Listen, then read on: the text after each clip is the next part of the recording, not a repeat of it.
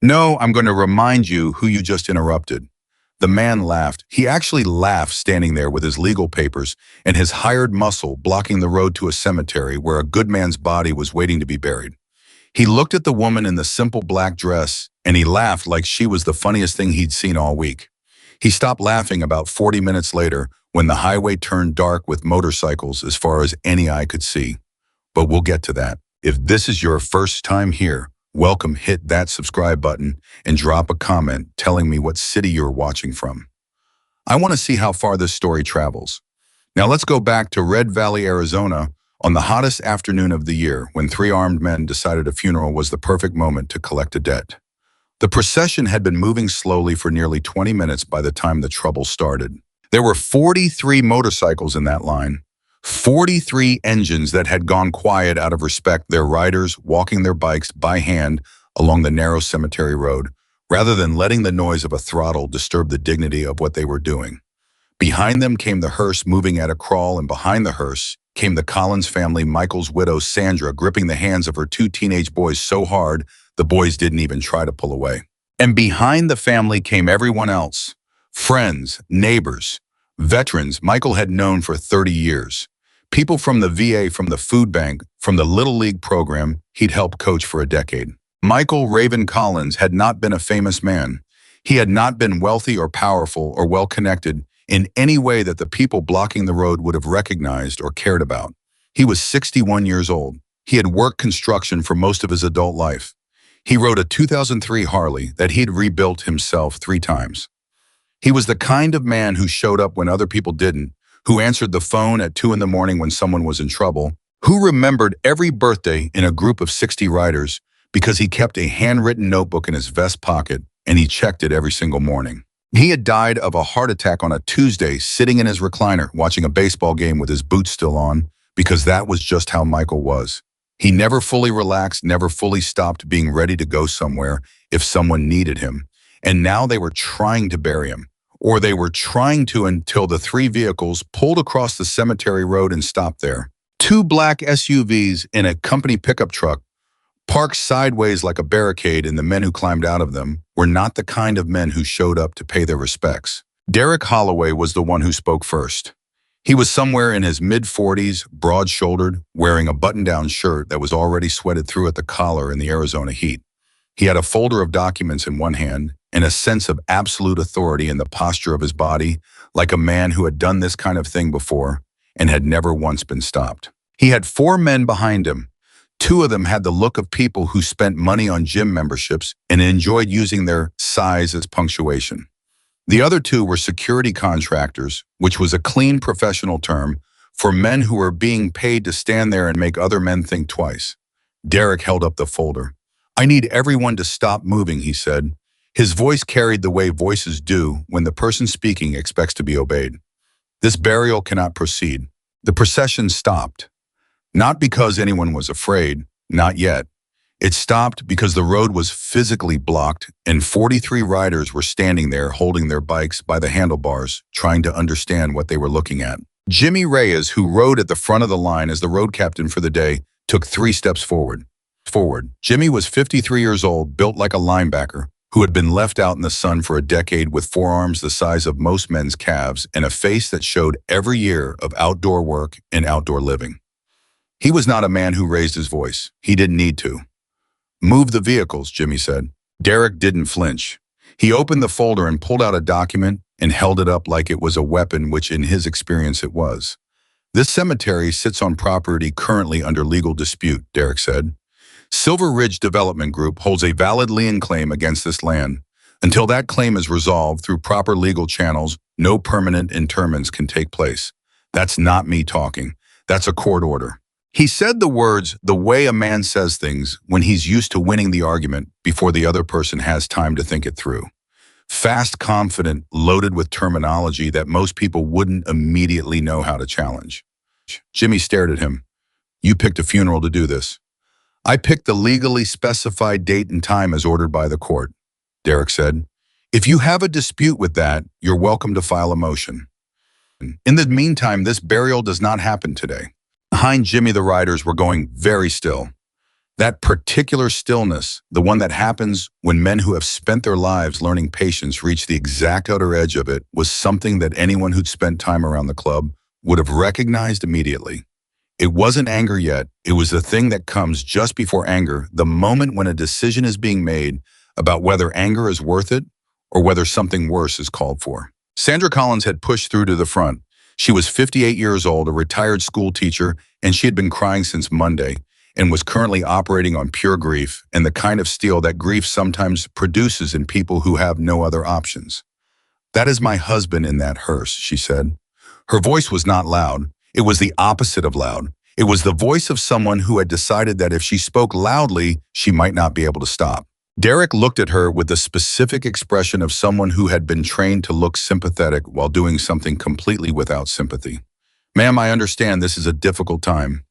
Move your trucks." "I can't do that. He has a plot. We paid for that plot 19 years ago. His mother is buried 20 feet from where you're standing. The plot ownership isn't the issue in dispute. The land access rights are a separate. Move your trucks." Derek pressed his lips together. "I'm sorry, I can't." The men behind him shifted their weight, not aggressively, just reminding anyone watching that they were there, that they were bigger than most of the people in the crowd, that this situation had a physical dimension to it that everyone would do well to consider. One of the younger riders, a kid named Tommy Vu, who was only 22 and had been patched in 6 months earlier, took a step toward the truck. His hands were already out of his pockets. "Tommy," the voice came from somewhere behind the crowd. Tommy stopped. "Tommy, come back here, right now." The voice was a woman's voice. It was calm, not placating, not scared, just calm with a specific kind of authority that some voices carry when they've been in enough rooms where things were about to go sideways and they've learned exactly how to pull the temperature down. The crowd shifted and Emily Carter walked through it. She was 43 years old, 5'6", wearing a plain black dress and flat shoes because she'd been working at the funeral home since 6 that morning, helping the family with arrangements. She had light blonde hair pulled back simply. She was not wearing a vest. She was not wearing any insignia of any kind. To anyone who didn't know her, she looked like a woman who might work at a church or a nonprofit or a hospice, someone kind, someone professional, someone probably out of her depth in whatever this situation was becoming. Derek looked at her. She walked past Jimmy. She walked past Sandra, touching the widow's arm briefly as she went by. Just a touch, 2 seconds of communication that passed between them without words. She walked until she was standing 6 feet from Derek Holloway, close enough to make the conversation private if they chose to keep it that way, far enough that nothing about her positioning could be read as aggressive. She looked at the court document in his hand. "Can I see that?" Derek hesitated, then handed it over. People usually handed things to Emily Carter. Something about the way she asked made it feel like the natural thing to do. She read it. Not skimmed it, read it the way a person reads something when they're looking for specific language in specific places. It took her about 45 seconds. "This order was filed in Maricopa County Circuit Court," she said. "That's correct?" "Judge Harold Simmons." "Yes." "On Friday afternoon." Derek nodded. "The burial was scheduled for today since last Wednesday. It was in the newspaper. It was filed with the county. The date was publicly known." She looked up from the document. "You filed this on Friday. The timing of the filing is determined by when the evidence becomes available." "The timing of the filing," Emily said very carefully, "was designed to land on a Saturday, which means no lawyer could get an emergency response hearing before the court closes for the weekend, and today is Monday, which means anyone who wanted to challenge this order would need the entire weekend to find counsel and prepare a motion." She folded the document along its original crease and held it back out to him. "That's not timing, that's strategy." Derek took the document. His expression had shifted just slightly, just enough that someone watching closely would have noticed. He hadn't expected her to read it like that. He hadn't expected her to understand what she was reading. "I don't know who you are," he said, "but the legal situation here." "My name is Emily Carter," she said. "I'm the chaplain for this chapter. I've been coordinating with the Collins family on funeral arrangements for the past 8 days." She glanced past him at the SUVs. "How many of those documents are originals and how many are copies?" "I'm not required to, because if they're copies, a court order requires original signatures to be legally served. A copy can be presented for informational purposes, but it can't compel anyone to stop an activity that's otherwise lawful. She said it like she was noting that it might rain later. I could be wrong about that. I'm not a lawyer, but it might be worth a call to whoever issued those. Derek's jaw tightened. Behind Emily, she could feel the crowd. She could feel the specific tension of 43 men who were watching her and deciding whether to follow her lead or follow their own instincts. And she knew from 9 years of doing this work exactly how long she had to make this count. I'll tell you what, she said. I'm going to make a phone call. You're going to wait here for 15 minutes. If my call doesn't produce anything useful, we'll all sit down and figure out what the path forward looks like.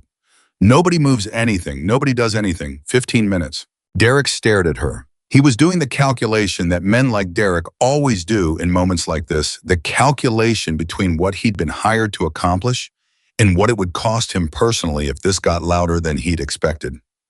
15 minutes, he said finally. Emily nodded and turned back toward the crowd. Jimmy fell into step beside her immediately, his voice low. Who are you calling? The chapter's attorney in a property law firm in Phoenix that owes me a favor. Do we actually have a legal argument here? We have 3, Emily said. The question is, which one is fastest? She was already pulling out her phone. Keep everyone calm. Make sure Tommy stays near the back. Tommy's fine. Tommy was 3 seconds from doing something that would have ended his life as he knows it. Keep him near the back. Jimmy looked at her sideways. You know he's going to be okay, right? He just lost his road captain. Emily stopped walking for 1 step. Just one. Then she kept going. I know. Keep everyone calm. She made the calls. The first was to Marcus Webb, a criminal defense and civil rights attorney in Tucson, who had represented the chapter in 4 different legal matters over the past 6 years, and who picked up on the second ring because Emily Carter did not call without a reason. She explained the situation in 60 seconds. Marcus listened without interrupting. The copy issue is real, he said, but it won't hold past a quick phone call on his end. And what's the underlying property dispute? Silver Ridge Development Group. Oh yeah, a group. They claim a lien on the cemetery land. A brief pause. Emily Silver Ridge is Aaron Keene's company. She stopped walking. Say that again. Aaron Keene, he sold his construction business in 20 and folded the money into a development group. They've been buying up disputed land parcels in rural Arizona for 3 years. There are about a dozen active complaints against them with the state AG's office. For what? Exactly what you're describing. Targeting families during legal vulnerability, estates in probate property and divorce proceedings, land tied up in inheritance disputes. They move fast, they file on Fridays, and they push for quick, out-of-court settlements because fighting them costs more than most families can spend. Emily looked back toward the cemetery road. She could see Derek Holloway from here standing beside his truck, watching her with his arms crossed. What's the fastest way to stop today's action? Fastest, get me the original filing number, and I'll have a judge on the phone in 30 minutes. This kind of interference with a burial ceremony may constitute tortious interference in potentially elder abuse statutes if any of the family members are over 65. Sandra Collins is 58. What about surviving parents, Emily thought. Michael's father is 81. He's here. Good enough. Call me back with that filing number. She hung up and looked at her phone for exactly 3 seconds, organizing herself, and then she walked back to Derek Holloway. I need the filing number from that order, she said. It's on the document that you were just holding. Top right corner case number format. I just need those digits. Derek looked at her. Something had changed in her expression, not in her tone, not in her posture, but in her eyes, and he read it accurately enough to know that the 15 minutes had not gone the way he'd intended. What did you find out? I found out that what you're doing today is part of a pattern that a state attorney general's office has documented across 12 similar incidents, Emily said. I found out your employer has been doing this to families for 3 years and nobody has put together enough evidence in one place to stop it. And I found out that by conducting this action during a funeral with an elderly family member, President, you may have just provided the incident that changes that. Derek's expression did something complicated. It was the expression of a man who believed in what he was being paid to do, right up until the moment someone explained to him what he was actually doing. I'm just following. I know, Emily said. I believe you, and that's exactly why you should give me that filing number. He looked at her for a long moment, and then he read her the number. She was on the phone with Marcus before she'd walked 10 steps away. But Marcus wasn't the only call she needed to make. There was something else happening here, something that went beyond the legal argument, something she'd felt the moment she'd looked at the timeline on that court document. The filing date, the specific choice of today, the fact that Silver Ridge knew about this funeral well enough to time their filing to land on a Friday. Someone had told them. Someone who knew the chapter's schedule. Someone who knew when Michael Collins was being buried and where and at what time. Emily stood beside a large mesquite tree at the edge of the cemetery and made her second call. This one was shorter, 3 sentences. She asked one question and listened to the answer and then hung up. Her face didn't change. She had learned over 9 years of sitting with people in the worst moments of their lives how to keep what she was feeling off her face when other people needed her to be steady. It was a discipline like any other discipline. You practiced it until it held even under pressure. She walked back to the road.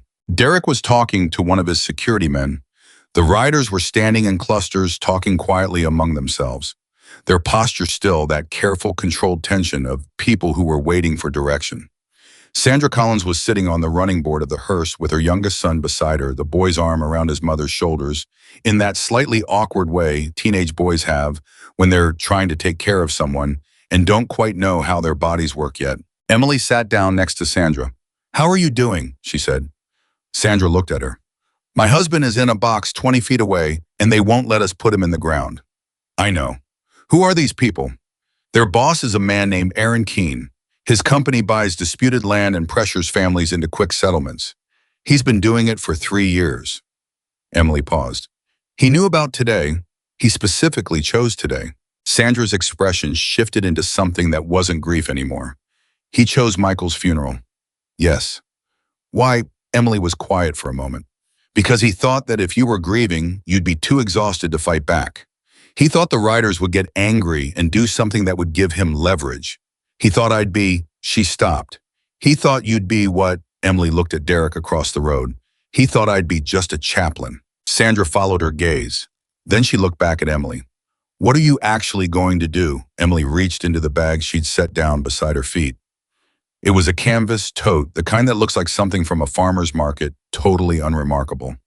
From inside it, she lifted a wooden box, dark walnut, simple the size of a shoebox, its edges worn from years of handling. She set it on her knees. "First, I'm going to give Marcus the information he needs to start the legal process," she said. "That protects today and starts building the case against the company." She looked down at the box. "And then I'm going to make sure Michael gets buried this afternoon. The legal process takes time." "Yes, but I'm not only relying on the legal process." Sandra looked at the box. "What's in there?" Emily's hand rested on the lid. "The reason," she said quietly, "that the next 30 minutes are going to go differently than Derek Holloway expects."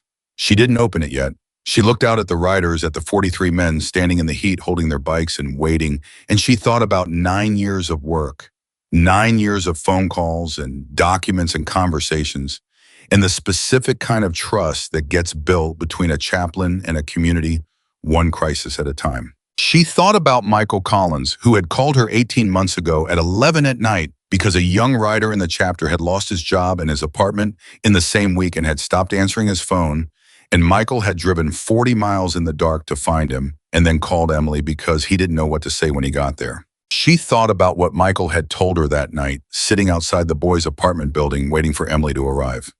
"I can get him to open the door, but I need you for what comes after the door. I can get him to open the door." She thought about that, and then she opened the wooden box. Inside was not a weapon, not a badge, not anything that would have looked impressive to anyone walking by. There were documents, carefully organized documents separated by labeled dividers, each section held together with a small binder clip. Property records, correspondence files, signed witness statements, legal filings from 3 different counties. A log handwritten of dates and locations and names maintained with the same kind of careful daily discipline that Michael Collins had used to remember birthdays. She had been keeping this box for 2 years, not because she'd known this moment would come, but because she'd known that what was happening to Michael's family today had happened to other families before them. And the only way to stop something like this was to have documentation that no single incident could provide, but a pattern could. She found the section she needed and removed 3 pages. Then she placed both palms flat on the box and tapped. 3 quick taps on the wood. 1 pause. 3 more. It wasn't loud. It wasn't anything that would have sounded like a signal to anyone watching. It sounded like a woman thinking, tapping her fingers absently while she organized her thoughts. But Jimmy Reyes, who was standing 15 feet away, heard it. And he turned, and he made a phone call. And in the club's communication system, the private frequency, the one that ran through an app that looked like a weather application to anyone who didn't know what they were looking at, a message went out to every active member in the state of Arizona. The message was 8 words. Red Valley Cemetery. Chapter family needs the family. Emily watched Derek Holloway across the road. He was still standing with his arms crossed, still wearing the expression of a man who believed he controlled the situation. He was checking his phone, probably talking to Aaron Keene, probably reporting that the woman who'd pushed back had made some calls and was now sitting with the widow. He had no idea. 40 miles away on the interstate, a group of 7 riders who had been heading north for a weekend run heard the message come through and turned around without discussing it. 60 miles south in a gas station parking lot, 11 men who had stopped for coffee listened to the message play through the speaker on the road. Captain's phone looked at each other, finished their coffee in silence, and got back on their bikes. In Phoenix, in Prescott, in Flagstaff and Globe, and 3 small towns whose names most people in the country had never heard. The message traveled, and the road began to fill. Derek Holloway had picked the wrong funeral. He had picked the wrong widow. He had picked the wrong piece of land, the wrong afternoon, the wrong everything. But most of all, in a mistake that would define the next 40 minutes of his life. And several years after that, he had looked at a woman in a plain black dress standing beside a cemetery road, and he had made the one calculation that was going to cost him everything. He had decided she didn't matter. Sandra Collins put her hand over Emily's hand, where it rested on the wooden box. "I can hear them," Sandra said. Emily listened. In the distance, barely audible at first, the way thunder sounds, when it's still far enough away that you're not sure if it's real, the low collective rumble of engines. Not one engine, not 10, many. Sandra tightened her grip. "Is that?" "Yes," Emily said. She didn't look toward the highway. She kept looking at Derek, watching his face, watching the moment when he heard it too, and turned toward the sound and felt something shift in his understanding of the afternoon. "Are they coming for a fight?" Sandra whispered. "No," Emily said. "They're coming because they love Michael." She squeezed Sandra's hand back. "And because what they're going to find when they get here, that man over there blocking the road, his company, what they've been doing to people, that's going to matter later. What happens today isn't just about today." Sandra looked at the wooden box. "How long have you been carrying that?" Emily looked down at it. 2 years, she said. "Since the Denton family lost their land in Flagstaff. Since the Ramirez estate in Yuma. Since an 80-year-old woman in Mesa signed away her house during her son's hospice stay because someone with a folder of documents told her it was the legal thing to do." She closed the lid gently. "I didn't know when I'd need it. I just knew that if I kept it, the day would come." The sound was getting louder now. Derek had turned completely around, facing the highway, his arms no longer crossed. The security men beside him had shifted their stance in the unconscious way that people shift when their bodies understand something before their minds catch up. "Michael would have laughed at this," Sandra said softly. "He would have said something ridiculous to lighten the mood." Emily smiled. It was a real smile, despite everything. What would he have said? Sandra thought about it. He would have looked at those trucks blocking the road and said, "That's the nicest obstacle course I've ever seen. Somebody get me a beer and a stopwatch." Emily laughed quietly just for a moment. And Sandra laughed too, even now, even here. Because that was what Michael had always done, made it possible to laugh, even when laughing felt impossible. Then the first motorcycle came around the bend in the highway, and the second and the third, and they kept coming and coming and coming until the sound was no longer distant, but immediate and encompassing the sound of a community answering a call. Derek Holloway stood very still. The wooden box sat on Emily Carter's knees. And in the hearse, 20 feet from where they were sitting, Michael Raven Collins waited one last time for the family to arrive.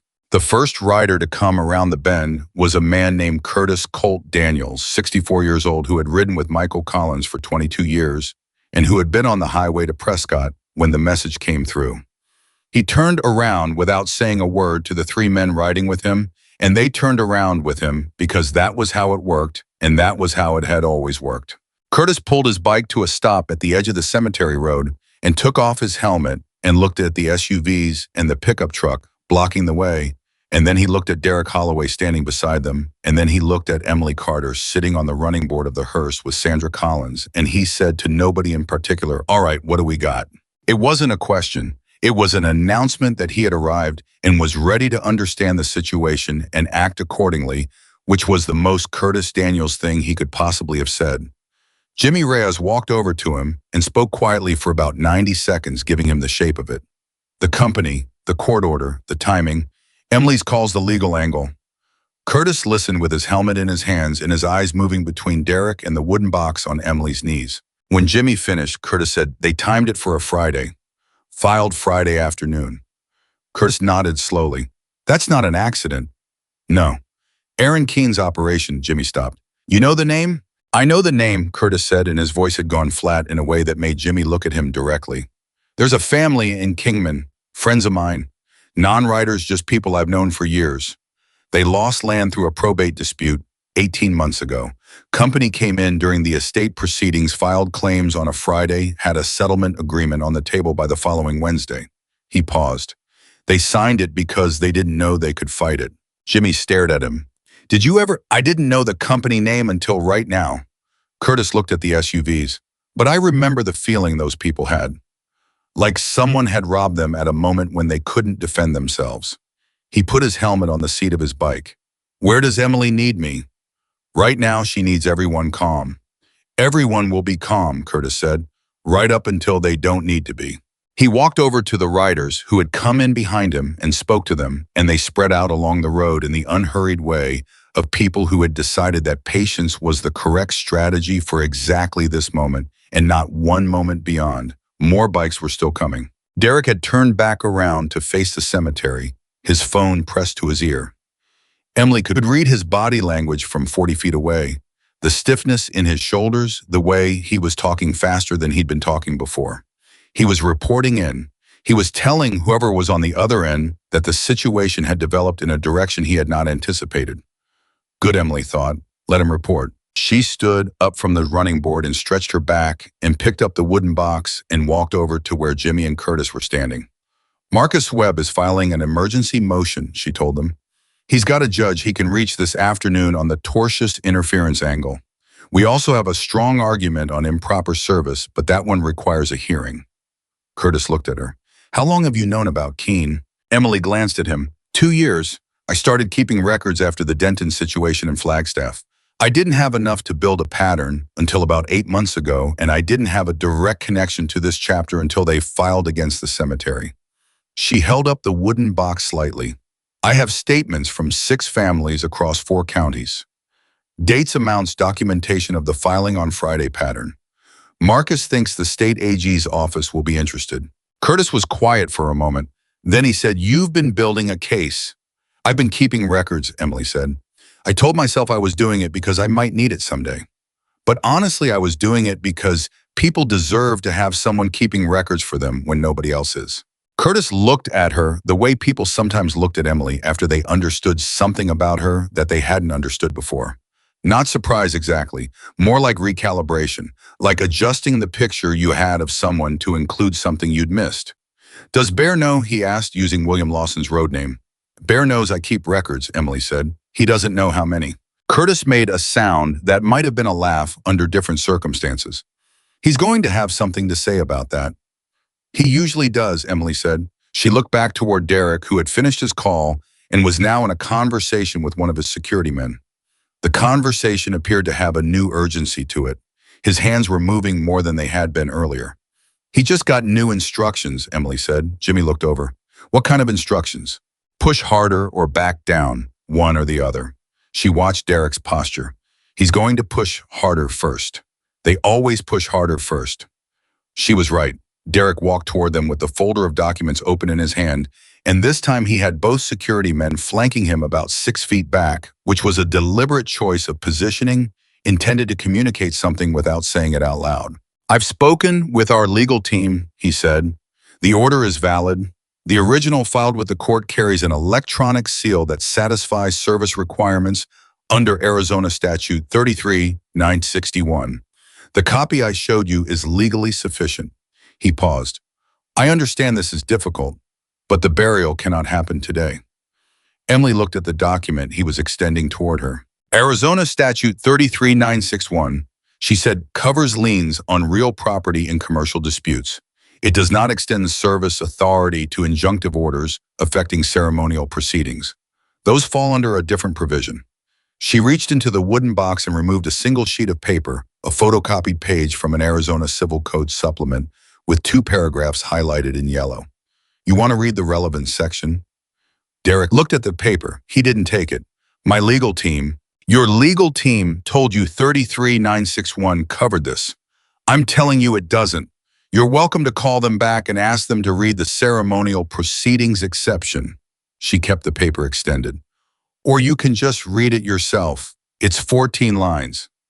One of the security men shifted his weight. The other one had his eyes on the riders spreading out along the road doing a count that Emily suspected was becoming uncomfortable. Derek didn't take the paper. This is not going to be resolved at the roadside, he said. If you have a legal argument, file it. Marcus Webb is filing it right now, Emily said.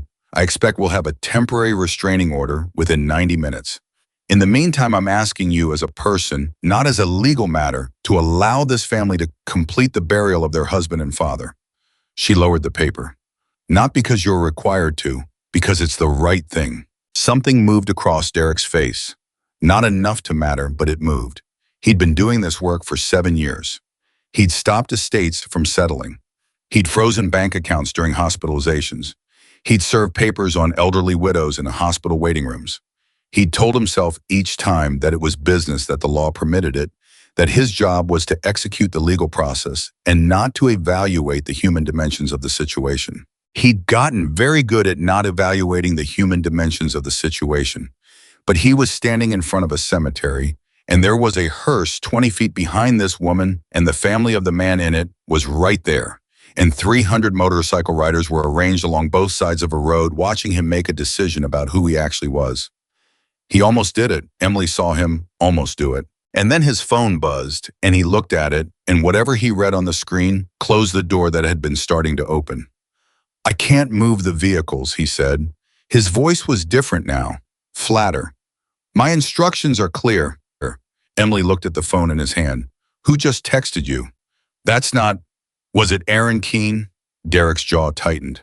It was, Emily said. It wasn't a question anymore. She turned and walked back towards Sandra Collins, and on the way she passed Curtis Daniels and said quietly, "Get Bear on the phone, not a message, an actual call." Curtis already had his phone out. Bear answered on the second ring, which meant he'd been expecting the call, which meant word had reached him through other channels already, which was how the information ecosystem of the chapter worked, not centrally organized but collectively aware. Like a system of roots under a field that carries disturbance from one end to the other without any single root needing to understand the whole. I'm on the 17, Bear said, which meant he was on the interstate and already moving south. 40 minutes out, what's the real situation? Curtis handed the phone to Emily. It's Emily, she said. A brief pause. Talk to me. The company is Silver Ridge Development Group. Aaron Keene is the principal. They filed the injunction on Friday to hit us over the weekend. She spoke quickly and precisely, stripping out anything that wasn't essential. I have documentation of a pattern across 6 other families in 4 counties. Marcus Webb is filing for a TRO on tortious interference in ceremonial proceedings exception. We have a strong case, but it'll take 90 minutes minimum before any judicial action can restrain them. She paused. In the meantime, they're holding the road. Bear was quiet for exactly 3 seconds. What does Derek Holloway look like? Emily glanced over at him. Mid-40s, blue shirt, sweated through. Is he scared? She looked at Derek more carefully, at the way he was standing, the way he kept checking his phone, the way his eyes moved over the growing crowd of riders, with the specific expression of someone who had signed up for a task that had turned out to be larger than the job description. He's starting to be, she said. Good, Bear said. That means he can still be reasoned with. The ones who aren't scared can't be. A sound of wind in the background, the rush of highway speed. Emily, who told them about today, the timing is too specific. She'd been waiting for someone to ask that. I have a theory. Tell me. One of the families in my documentation, the Ramirez estate in Yuma, had their information leaked by someone inside their own attorney's office. A paralegal who'd been approached by Keene's people with a consulting arrangement. She pulled the wooden box closer. The chapter's legal filings for the cemetery plot are public record. Bummed. But the burial date, the time the procession wrote, that's not public record. That was communicated internally. A long pause on Bear's end. You're saying someone talked. I'm saying someone may have been paid to talk, Emily said. I don't know who, but it's a small group of people who knew all four details: date, time, route, family name. Bear breathed out slowly. That makes today more complicated. Yes. Does Sandra know? Emily looked over at Sandra, who was sitting with her son and one of Michael's brothers, their heads together, talking quietly. Not yet. Keep it that way for now. A brief pause. You did good, Emily, getting ahead of it. I didn't get ahead of it. I just had the paperwork. You always say that, Bear said, and his voice carried something in it that sounded like the particular pride of someone who has watched a person grow into exactly the thing they were supposed to become. It's not just paperwork, and you've always known it. He paused. I'll be there in 40 minutes. Keep the temperature down until I get there. I'll do my best. Your best has never not been enough, Bear said and hung up. Curtis was watching her. 40 minutes, Emily said. Easy, Curtis said, and then he paused. Probably. The next 20 minutes were a careful, exhausting balance. More riders were arriving continuously now. The original 43 had become something closer to 120, and it was still growing, bikes pulling off the highway and into the cemetery road 2 and 3 at a time. They organized themselves the way the chapter always organized itself in situations without a formal command structure, naturally by experience and trust. The older riders anchoring the positions near the road, the younger ones further back. Everyone calibrated to the same frequency without a word being spoken about it. Derek Holloway watched this happen with the expression of a man watching water rise in a room he can't leave. His two security contractors had moved closer to him. Not protectively, they were doing their jobs, maintaining their positions. But their body language had changed. The studied confidence of people being paid to project authority had given way to the subtler body language of people who were recalculating their situation. The younger of the two men walked over to Derek and said something quietly. Derek shook his head. The man said something else. Derek's expression hardened, and he said something back, and the man walked away. And Emily watched this exchange from across the road and thought, he's losing them. He might not know it yet, but he's losing them.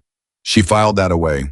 Then Tommy Vu appeared beside her. Tommy was 22, and he had the specific energy of a young man who had come into a community that gave his life structure and then watched one of the pillars of that structure be taken away, and was now dealing with all of that while also trying to behave the way the older riders had taught him to behave, which was not easy when everything inside you wanted to do something loud and immediate and physical.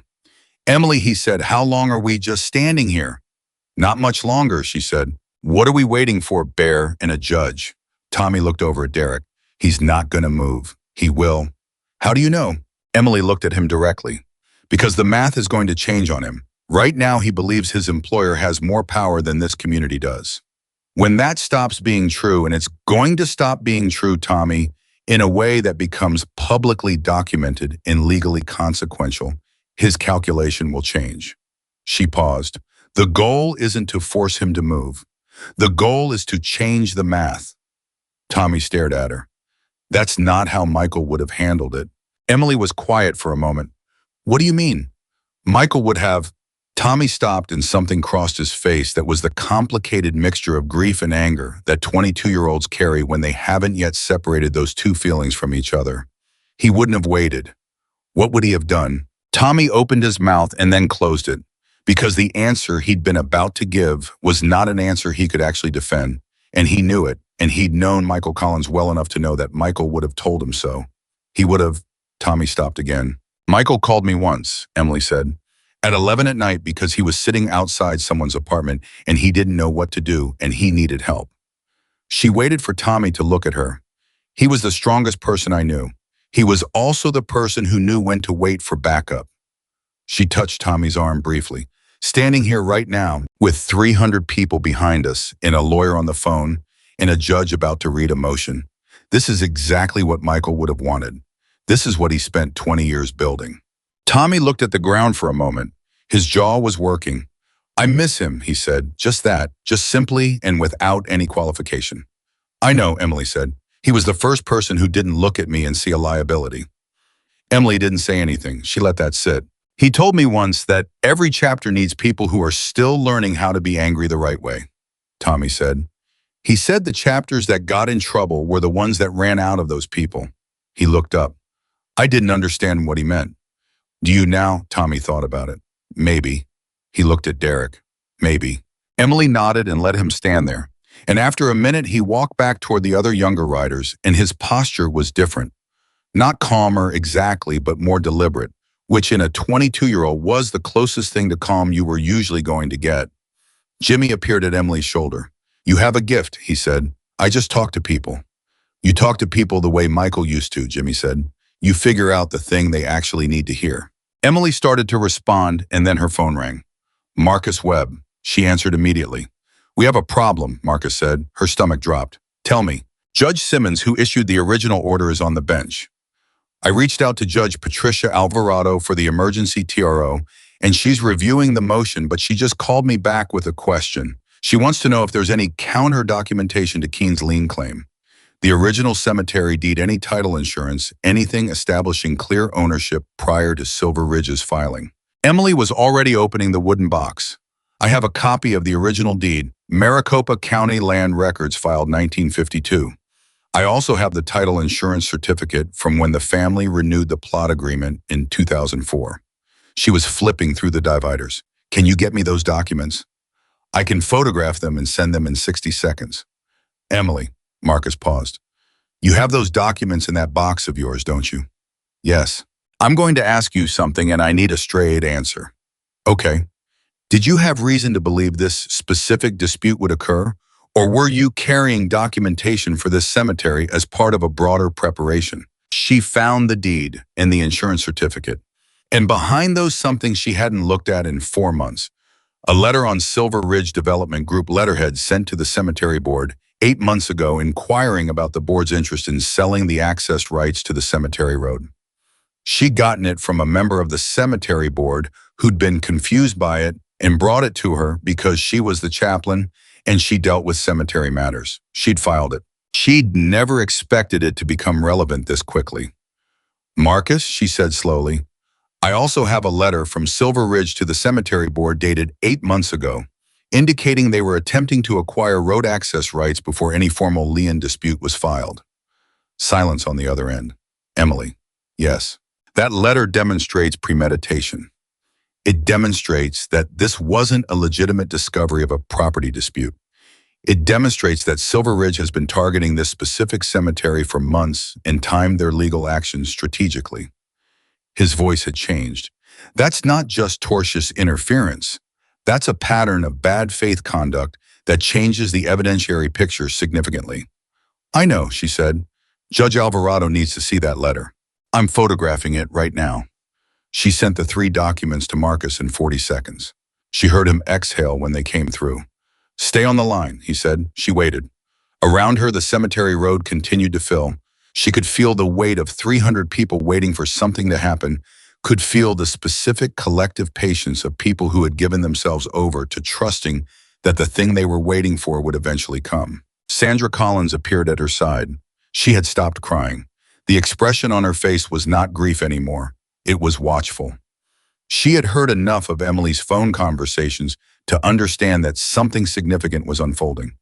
What's in the box? Sandra asked again quietly. Not pushing, just asking. Emily lowered the phone briefly. Michael's protection, she said. Sandra looked at her. Not just his, Emily said. But yes, his too. I didn't know I was collecting it for him. I thought I was collecting it for the pattern, for the case for the future. She paused. Sometimes the future turns out to be today. Marcus came back on the line. Emily, Judge Alvarado has reviewed the motion and the supporting documents. She's granting a temporary restraining order. Silver Ridge Development Group is enjoined from further interference with burial proceedings at Red Valley Cemetery pending a full hearing. He paused and she could hear the precise satisfaction in his voice of a lawyer who has won the right argument in the right moment. It's done, Emily breathed out. Not dramatically, not with any external show, just one controlled breath out slowly the way you breathe when something you've been holding for a long time releases. How do I serve it? She said. I'm sending it to your phone right now. A TRO filed in Maricopa County with Judge Alvarado's electronic signature satisfies service requirements under Arizona Rule 65. Show him the document on your phone. If he refuses to comply, he's in contempt. Understood. Thank you, Marcus. Emily, a pause. That letter, the premeditation letter, that's the centerpiece of the broader case. Do not lose it. I won't lose it, as she said. I've had it for 8 months. She hung up. She stood for a moment with both hands on the wooden box, feeling the solidity of it, the weight of everything inside it, and then she picked it up and walked across the road toward Derek Holloway. He saw her coming. His expression shifted through several registers, wearing his calculation, a prepared defense. And he squared his shoulders, which was the body language of someone getting ready to repeat themselves more firmly. I already told you, he started. Judge Patricia Alvarado of the Maricopa County Superior Court has just issued a temporary restraining order enjoining Silver Ridge Development Group from further interference with burial proceedings at this cemetery, Emily said. She held her phone out to him, the document on the screen, the electronic signature visible at the bottom. You can read it yourself. Derek took the phone. He read it. He read it again. The color in his face did something subtle and significant. This was issued 40 seconds ago, Emily said, effective immediately. He looked up from the phone. His eyes moved to the crowd of riders, then back to Emily, then back to the phone. He was processing the change in his situation with the specific, methodical stillness of a man who needs a moment to accept something he cannot argue his way out of. I need to call my... You can call your employer, Emily said. You can call your legal team. You can do whatever you need to do, but while you're doing that, your vehicles need to be moved because right now, every second they sit across that road puts you personally in contempt of a court order, and that's a different situation than a property dispute. One of the security men was already stepping toward the truck. The other one had his keys out. Derek stood there with Emily's phone in his hand and the knowledge of what was coming for his employer sitting on his face like weather. This isn't over, he said. No, Emily agreed. It isn't. There are 6 families in 4 counties and 2 years of documentation that says it isn't over. She held out her hand for the phone. But today, for this family, it is. He gave her the phone back. He turned and walked to his SUV. The vehicles moved.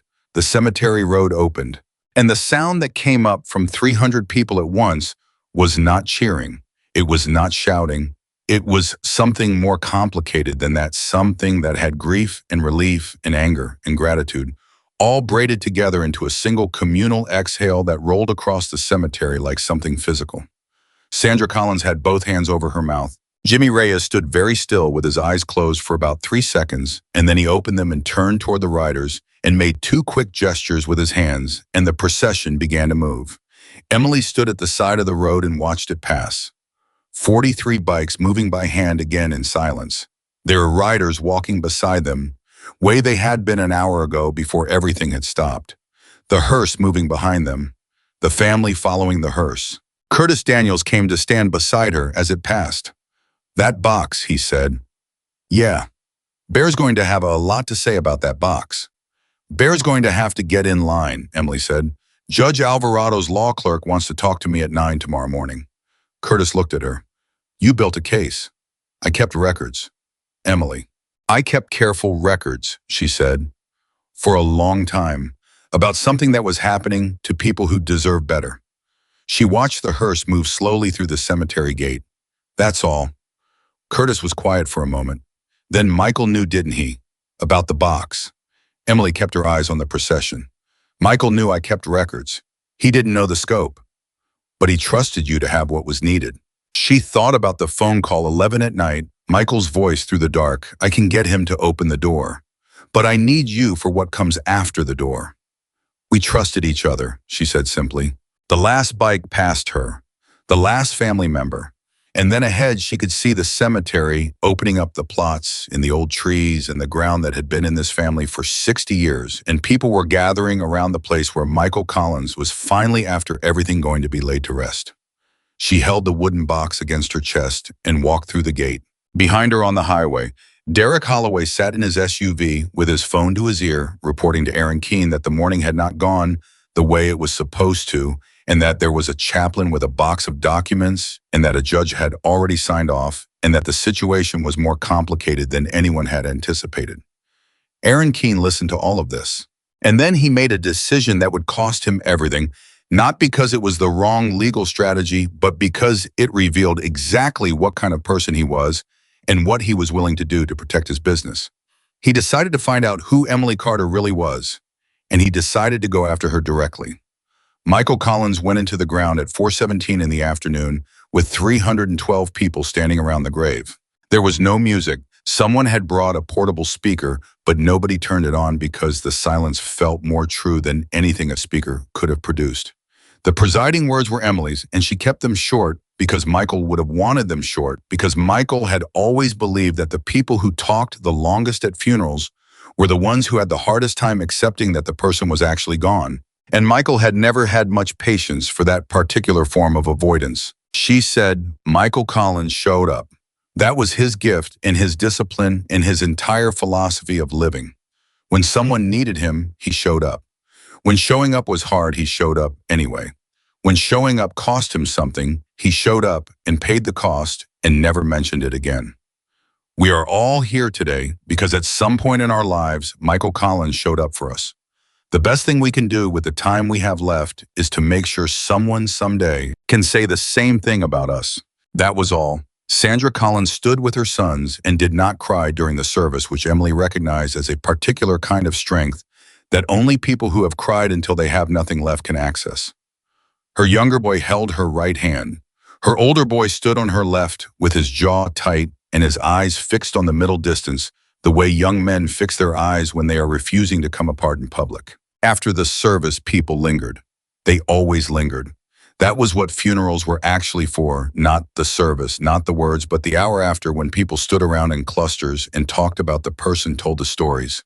He laughed a little and felt guilty about laughing, and then laughed again, because that was how grief actually worked when it was honest. Emily moved through the gathering, speaking briefly to each cluster. She had a specific role in these after-service moments that she had developed over 9 years, and that nobody had ever formally assigned to her. She listened. She stored. She made connections between things people said and things other people had said, and the larger picture of who the person had been. She did this not because she was going to use the information, but because she believed that grief needed a witness, needed someone to hold it and take it seriously, and she had made herself into that witness because someone needed to be. Curtis Daniels found her near the edge of the gathering. "Bear's here," he said. She turned. William Bear Lawson was 67 years old, 6'3", with a white beard and hands like machinery, and the particular quality of stillness that very large men develop when they have learned that stillness is more powerful than motion. He rode an old Electroglide that he'd owned for 23 years and refused to replace on the grounds that anything worth riding was worth fixing. He was the chapter president and had been for 11 years, and the reason he'd held the position for 11 years without serious challenge was not because he was the most aggressive or the most connected, but because he was the person in any room that other people unconsciously oriented themselves towards the way a compass needle finds north. I was standing 20 feet away watching Emily. She walked to him. He didn't say anything for a moment. He just looked at her and then at the wooden box she still had under her arm and then back at her face. "How long?" he said. 2 years for the documentation, 8 months since I knew Silver Ridge was specifically targeting this area. "And you didn't tell me." "I didn't have enough to act on. And I wasn't sure." She stopped. "You weren't sure what?" "I wasn't sure it would come to this," she said. "And I didn't want to put the chapter in the middle of the legal situation before the legal situation was ready to be won." Bear looked at her steadily. "Emily, you built a case against a company that's been preying on families for 3 years. That's not Chaplain work." "It started as Chaplain work," she said. "The Denton family called me after they lost their property. I was there as a chaplain. I started keeping records because I was angry, and keeping records was the only thing I knew how to do with anger that didn't make things worse. And it grew. And it grew, she said. 6 families, 4 counties. A letter on Silver Ridge letterhead that proves they were targeting this cemetery 8 months before they filed anything. Bear was quiet for a long moment. Around them, the gathering continued, people talking and remembering and doing the slow work of beginning to live in the world after Michael. Keene knows about you now, Bear said finally. I assumed. Derek Holloway called his employer after the TRO was served. Keene's legal team is already researching your background. By tomorrow morning, they'll know everything about you. Your work history, your connection to the chapter, your finances, every public record with your name on it.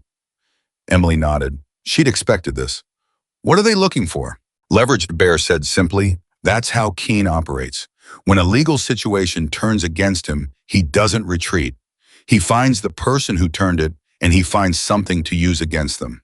He paused. I need you to think about whether there's anything he can find. Emily thought about it seriously, not dismissively. She thought about her finances, which were modest but clean. She thought about her past, the years before the chapter, the brother's accident, the grief counseling work, the slow construction of the life she now had. She thought about whether there was anything that could be shaped into something damaging by someone with resources and bad intentions. There's one thing, she said. Bear waited. Before I started this work, I was involved in a civil dispute, a property matter my own not connected to the chapter. A contractor who did work on my house took payment and didn't finish the job, and I filed a claim against him. It went to mediation. I won the claim. She paused. The contractor is now employed by a company with ties to Silver Ridge. Bear's eyes sharpened. Which company? A construction subcontractor called Four Peaks Building, Emily said. They've done 3 jobs for Silver Ridge Properties in the past 2 years. You think the connection is meaningful?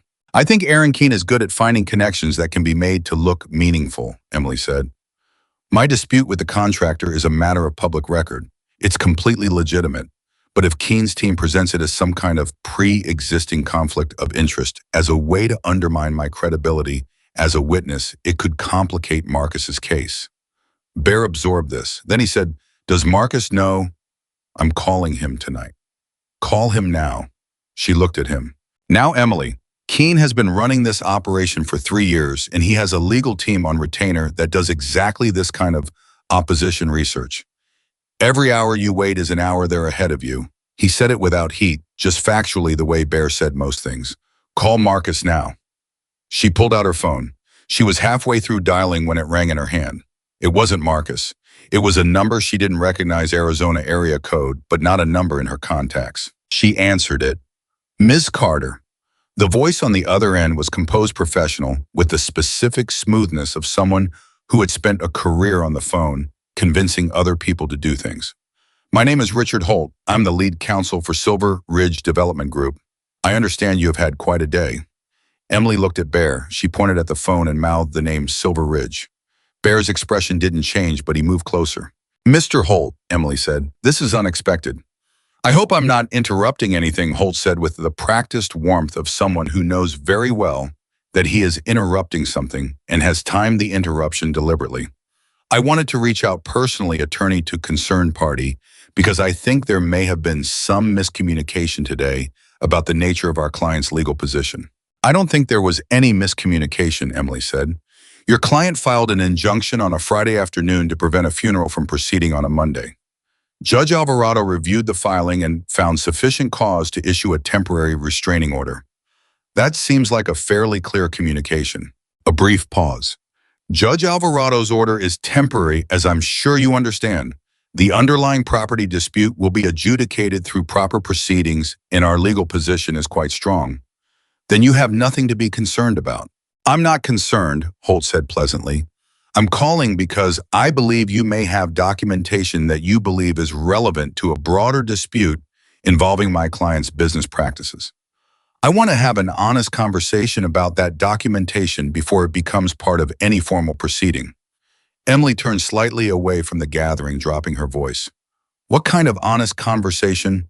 The kind where I explain that documentation collected informally, without legal standing by a non-attorney who has a documented personal dispute With a business affiliated with my client, that kind of documentation can raise significant questions about the collector's motivations and the integrity of the collection process. He paused, letting that settle. I'm not making a threat, Ms. Carter. I'm describing reality. Her jaw tightened.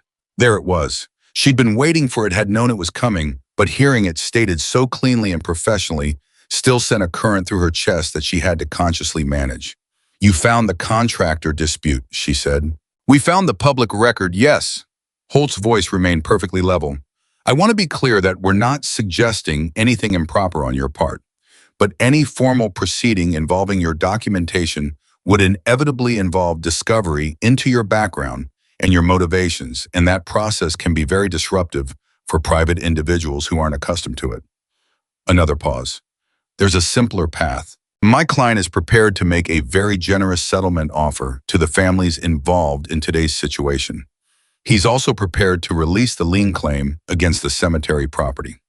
In exchange, we'd ask only that any informal documentation collected outside of formal legal channels be turned over to us rather than to state investigators. Emily stared at the ground for 3 seconds. Then she said, You want me to give you the box? We want an orderly resolution, Holt said smoothly, one that's good for everyone, including Aaron Keene.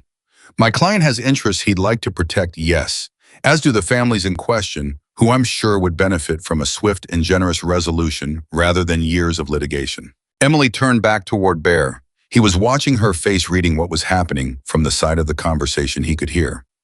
Mr. Holt, she said, I want to make sure I understand what you're proposing. Your client will release the cemetery lien and offer settlements to affected families in exchange for the documentation I've collected being turned over to Silver Ridge rather than to the State Attorney General's office. In simplified terms, yes. And if I decline, another smooth pause, then we proceed through proper legal channels, which will include a thorough examination of the circumstances under which your documentation was gathered, the nature of your relationship with each of the families involved, and your personal background, including your dispute with the Four Peaks contractor. He said it the way a person says something they have said several times before, calm and practiced like a script. That process would take years, Ms. Carter. And during that time, my client's business continues operating normally.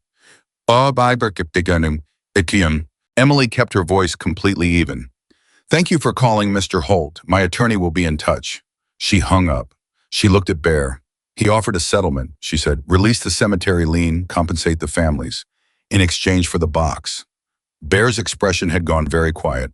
Not angry. Bear almost never showed anger in any way that was visible from the outside, just very, very quiet. He wants you to give Keene the evidence. I wants the documentation turned over to Silver Ridge instead of to the AG's office, which means Keene controls what happens to it, which means it disappears. She looked down at the wooden box. He also told me the process of formal litigation would include examination of my personal background, my relationship to the families, my motivations. He mentioned the Four Peaks contractor by implication. He's trying to scare you. He's succeeding a little, Emily said honestly. Not in the way he wants.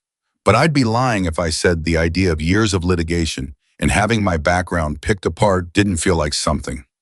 Bear put a hand on her shoulder, and it was the specific gesture of someone who does not make physical gestures lightly and means it when he does. Marcus, he said. Marcus, she agreed and called. Marcus Webb picked up on the first ring, which meant he'd been waiting. She described the call from Richard Holt in full verbatim, as much as she could reconstruct. Marcus listened without interrupting. When she finished, he was quiet for about 4 seconds, which from Marcus was a significant amount of time. They're scared, he said. That didn't feel like scared. Scared lawyers are smoother than panicked lawyers, Marcus said. What Holt just described is a settlement offer with a poison pill. They want the documentation because they know what's in it. They know about the premeditation letter. They know about the pattern. And they know that if I walk into the AG's office tomorrow with 6 families and 2 years of organized documentation and a letter on Silver Ridge letterhead establishing an 8-month targeting strategy, Aaron Keene is looking at something significantly more serious than a civil dispute. He paused. The settlement offer is real. They'll honor it. But the reason they're offering it is because the alternative is worse for them, not because they've had a change of heart. What do I do? You decline the settlement, Marcus said. You tell me you're declining it, and I document that declination tonight. And then tomorrow morning, I walk into the AG's office with everything you have in that box, and we let the process do what the process is designed to do. A pause. Emily, I want to be clear with you about what that means. It means Keen's team will examine your background. They'll find the contractor dispute. They'll use it to argue that your documentation was motivated by a personal vendetta. It won't be successful because the documentation is credible and the pattern is real and judges aren't stupid. But it will be uncomfortable and it will take time. How much time? For today's TRO to become a permanent injunction, a few weeks. For the broader case against Silver Ridge, realistically, a year before anything reaches trial. Emily breathed out. And during that year, King keeps operating. During that year, the AG's office is building a case that ends his operation permanently, Marcus said, versus a settlement that gives his victims money and gives him the ability to destroy the evidence and start over somewhere else. He paused. It's your call, Emily. You've been carrying this for 2 years. You're the one who has to decide what you want the outcome to be. She was standing in a cemetery where 300 people had come to say goodbye to a man who had never in 61 years taken the easy path when the harder one was the right one. She thought about the Denton family in Flagstaff. She thought about the elderly woman in Mesa who had signed papers during her son's hospice stay because someone with a folder of documents had made her believe she had no choice. She thought about the Ramirez estate in Yuma. She thought about 5 other families whose names were written in careful handwriting in the log inside the wooden box, families who had never gotten a call from Richard Holt, who had never been offered a settlement because they hadn't had a chaplain keeping records. She thought about what the settlement meant for those families versus what the formal case meant. The settlement meant money for the families in her documentation. It meant relief, now real and tangible. The formal case meant those families and every family after them. Tell me how to say no to Holt in a way that doesn't give them anything to use, she said. Marcus told her. She rehearsed it twice in her head and then called Richard Holt back. Mr. Holt, she said when he answered, I've consulted with my attorney. I'm declining the settlement proposal as structured. My documentation will be submitted to the appropriate investigative authorities through proper legal channels. If your client wishes to pursue a separate resolution for the affected families, my attorney's contact information is available through the court filing. A silence on Holt's end, not long, 2 seconds, maybe 3. But it was a different silence than the ones he'd produced earlier. This one had weight in it. Ms. Carter, he said slowly, I want to make sure you understand. I understand completely, Emily said. Thank you for calling. She hung up.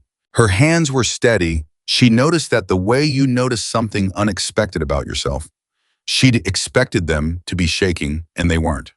They were completely steady, holding the phone in the wooden box, and she stood in the cemetery where 300 people were still talking and remembering Michael Collins. And she felt the specific quality of calm that comes when a decision you've been making for 2 years finally finishes being made. Bear was watching her. We're going to the AG, she said. He nodded. It's going to get ugly before it gets clean. It was already ugly, he said. We're just making it visible. Tommy Vu appeared again, and this time his energy was different. Not the controlled agitation of earlier, but something more urgent, his eyes moving quickly between Emily and Bear. Something's happening, he said. Emily looked at him. What? There's a woman over by the north gate. She came in during the service. I didn't recognize her. She's been talking to people in the family section, not family, not riders, just people from the community who came. She's asking questions. Emily's attention sharpened. What kind of questions? About you, Tommy said. About who you are and how long you've known the chapter and what your role is. Bear and Emily looked at each other. Holt moves fast, Bear said. It might not be connected, Emily said, but even as she said it, she didn't believe it. Go find out, Bear said. Tommy, walk with her. Don't say anything, just walk with her. They moved through the gathering toward the north gate. The woman was perhaps 50, professionally dressed in a way that was slightly wrong for a funeral. The clothes were appropriate, but the shoes weren't low heels instead of flats. The specific, small miscalculation of someone who had dressed to look like she fit into a context she hadn't quite researched. She was holding a phone that she kept glancing at, and she was in conversation with an older neighbor woman who had known the Collins family for 30 years and who was talking freely in the way that people talk freely when they are grieving and someone is paying attention to them. Emily didn't approach directly. She moved to within earshot and stopped beside Curtis Daniels, who happened to be standing there, and she listened. The woman was saying, "And the chaplain, Emily Carter. How long has she been involved with the family?" The neighbor woman said, "Oh, years. She's wonderful. She helped with the Sanchez family last spring, and before that there was. Has she ever had any disputes with members of the chapter, disagreements about her role or authority?" The neighbor woman looked slightly uncertain. I don't think so. Why are you asking about Emily?" "I'm just trying to understand the community dynamics," the woman said smoothly. "For a story I'm writing." Emily stepped forward. "Hi," she said. "I'm Emily Carter." The woman turned. Whatever she'd been prepared for, it wasn't this Emily appearing directly in front of her, composed without any visible hostility, just present and direct. "Ms. Carter," the woman said. Who do you work for?" Emily said. "A beat. I'm a journalist." "Which outlet?" "I'm freelance." "Who's the piece for?" The woman shifted her weight. "I'm still in the research stage." "Who hired you for the research stage?" Emily said. "Because this is a funeral and you're asking people about me rather than about the man who just died. And the only reason someone would do that today right now is if they were trying to gather information quickly for someone who has a reason to want it quickly." She kept her voice completely conversational. "So I'll ask once more, and I want you to know that whatever you tell me, I'm going to find out the answer anyway, so you might as well save us both time. Who hired you?" The woman looked at her for a long moment. She was doing her own calculation, the rapid private arithmetic of someone deciding how much to reveal and how much to protect. "I was contacted by a legal research firm," she said finally. "Background inquiry on your activities and affiliations." The name of the firm: Crane and Polk Investigative Services. Emily looked at Tommy, who had his phone out and was already typing the name. She looked back at the woman. "How much did they offer you?" The woman pressed her lips together. "It was enough that you drove out here today," Emily said, "to a funeral, on short notice." She held the woman's gaze. "Here's what I want you to do. I want you to go back to Crane and Polk and tell them that Emily Carter said hello. And then I want you to think about what you just did, coming to a funeral to gather background information on a chaplain for a law firm retained by someone who tried to stop this burial this morning." She paused. "And if you're actually a journalist, I want you to think about which story is more interesting, the one you were hired to research or the one that's actually happening." The woman looked at her, then she looked at the cemetery around them, at the 100+ people still gathered, at the bikes along the road, at the fresh earth near the grave. "What is actually happening?" she said, and her voice had changed slightly. Emily studied her for a second. "Give me your real contact information," she said. "Your actual name and your actual email, not whatever you gave Crane and Polk." The woman hesitated. Then she reached into her bag and pulled out a card, a real card, not slick corporate stock, but the simpler kind that people print themselves, with a name and a Gmail address and a cell number. She held out. Emily took it. The name on it was Diane Marsh. "I'll be in touch," Emily said, "probably within 48 hours." Diane Marsh looked at her for another moment, then walked toward the gate. Tommy watched her go. "You're going to talk to her?" "Possibly," Emily said. "If she's real, and if she's actually interested in the story rather than the assignment, then someone telling the story publicly is useful." She turned back toward where Bear was standing. "The important thing right now is that Keene moved on opposition research within 3 hours of the TRO. That's a man who feels cornered." "Is cornered good or bad?" Tommy said. "Cornered is dangerous," Emily said, "but it's also revealing. Cornered people make decisions that show you exactly what they're willing to do." They walked back to Bear. Emily relayed what she'd learned in 45 seconds. Bear's expression, when she finished, was the particular expression of a man who has spent his life dealing with people who operate outside of normal ethical constraints and has developed a very clean internal clarity about what that looks like. "He's going to go after the families," Bear said. "Not you. He knows you are protected now legally, in the sense that targeting you directly makes it worse for him. But the families in your documentation, the Denton family, the Ramirez estate, he'll have his people reach out to them directly with settlement offers before the AG has a chance to establish contact." Emily stared at him. "Contaminate the witnesses?" not contaminate by them legally. A settlement offer to someone who's been struggling financially for 2 years is very hard to turn down, especially if the paperwork is structured to look routine. He looked at the wooden box under her arm. How many of those 6 families are in active financial distress? Emily thought through what she knew about each. At least 3, she said. The Ramirez family settled for a fraction of the land's value and used most of it to cover estate taxes. The older woman in Mesa, Margaret Chen, is on fixed income. The Patton family in Globe took a loan to fight the original claim, and the loan is still outstanding. Keen will go to those 3 first, Bear said, tonight or tomorrow morning, before you can get to the AG. Emily opened the wooden box. She looked at the documents, the witness statements, the signed declarations, the careful log with dates and names and details. She thought about Margaret Chen, 81 years old, living in a 2-bedroom house on a fixed income, getting a call tonight from a polished attorney with a settlement check that solved her immediate problems and only required her to sign something saying she had no further claims. I need to make 3 phone calls, she said. Make them, Bear said. She walked to a quiet corner of the cemetery and called Margaret Chen first because Margaret was the most vulnerable and the most isolated, and because she had a relationship with Emily that went back 4 years to a grief support group Emily had run after Margaret's husband died. Margaret answered on the 4th ring, slightly breathless, the way elderly people answer when they've moved quickly to reach the phone. Emily, is everything all right? Margaret, I need to tell you something important, and I need you to listen carefully.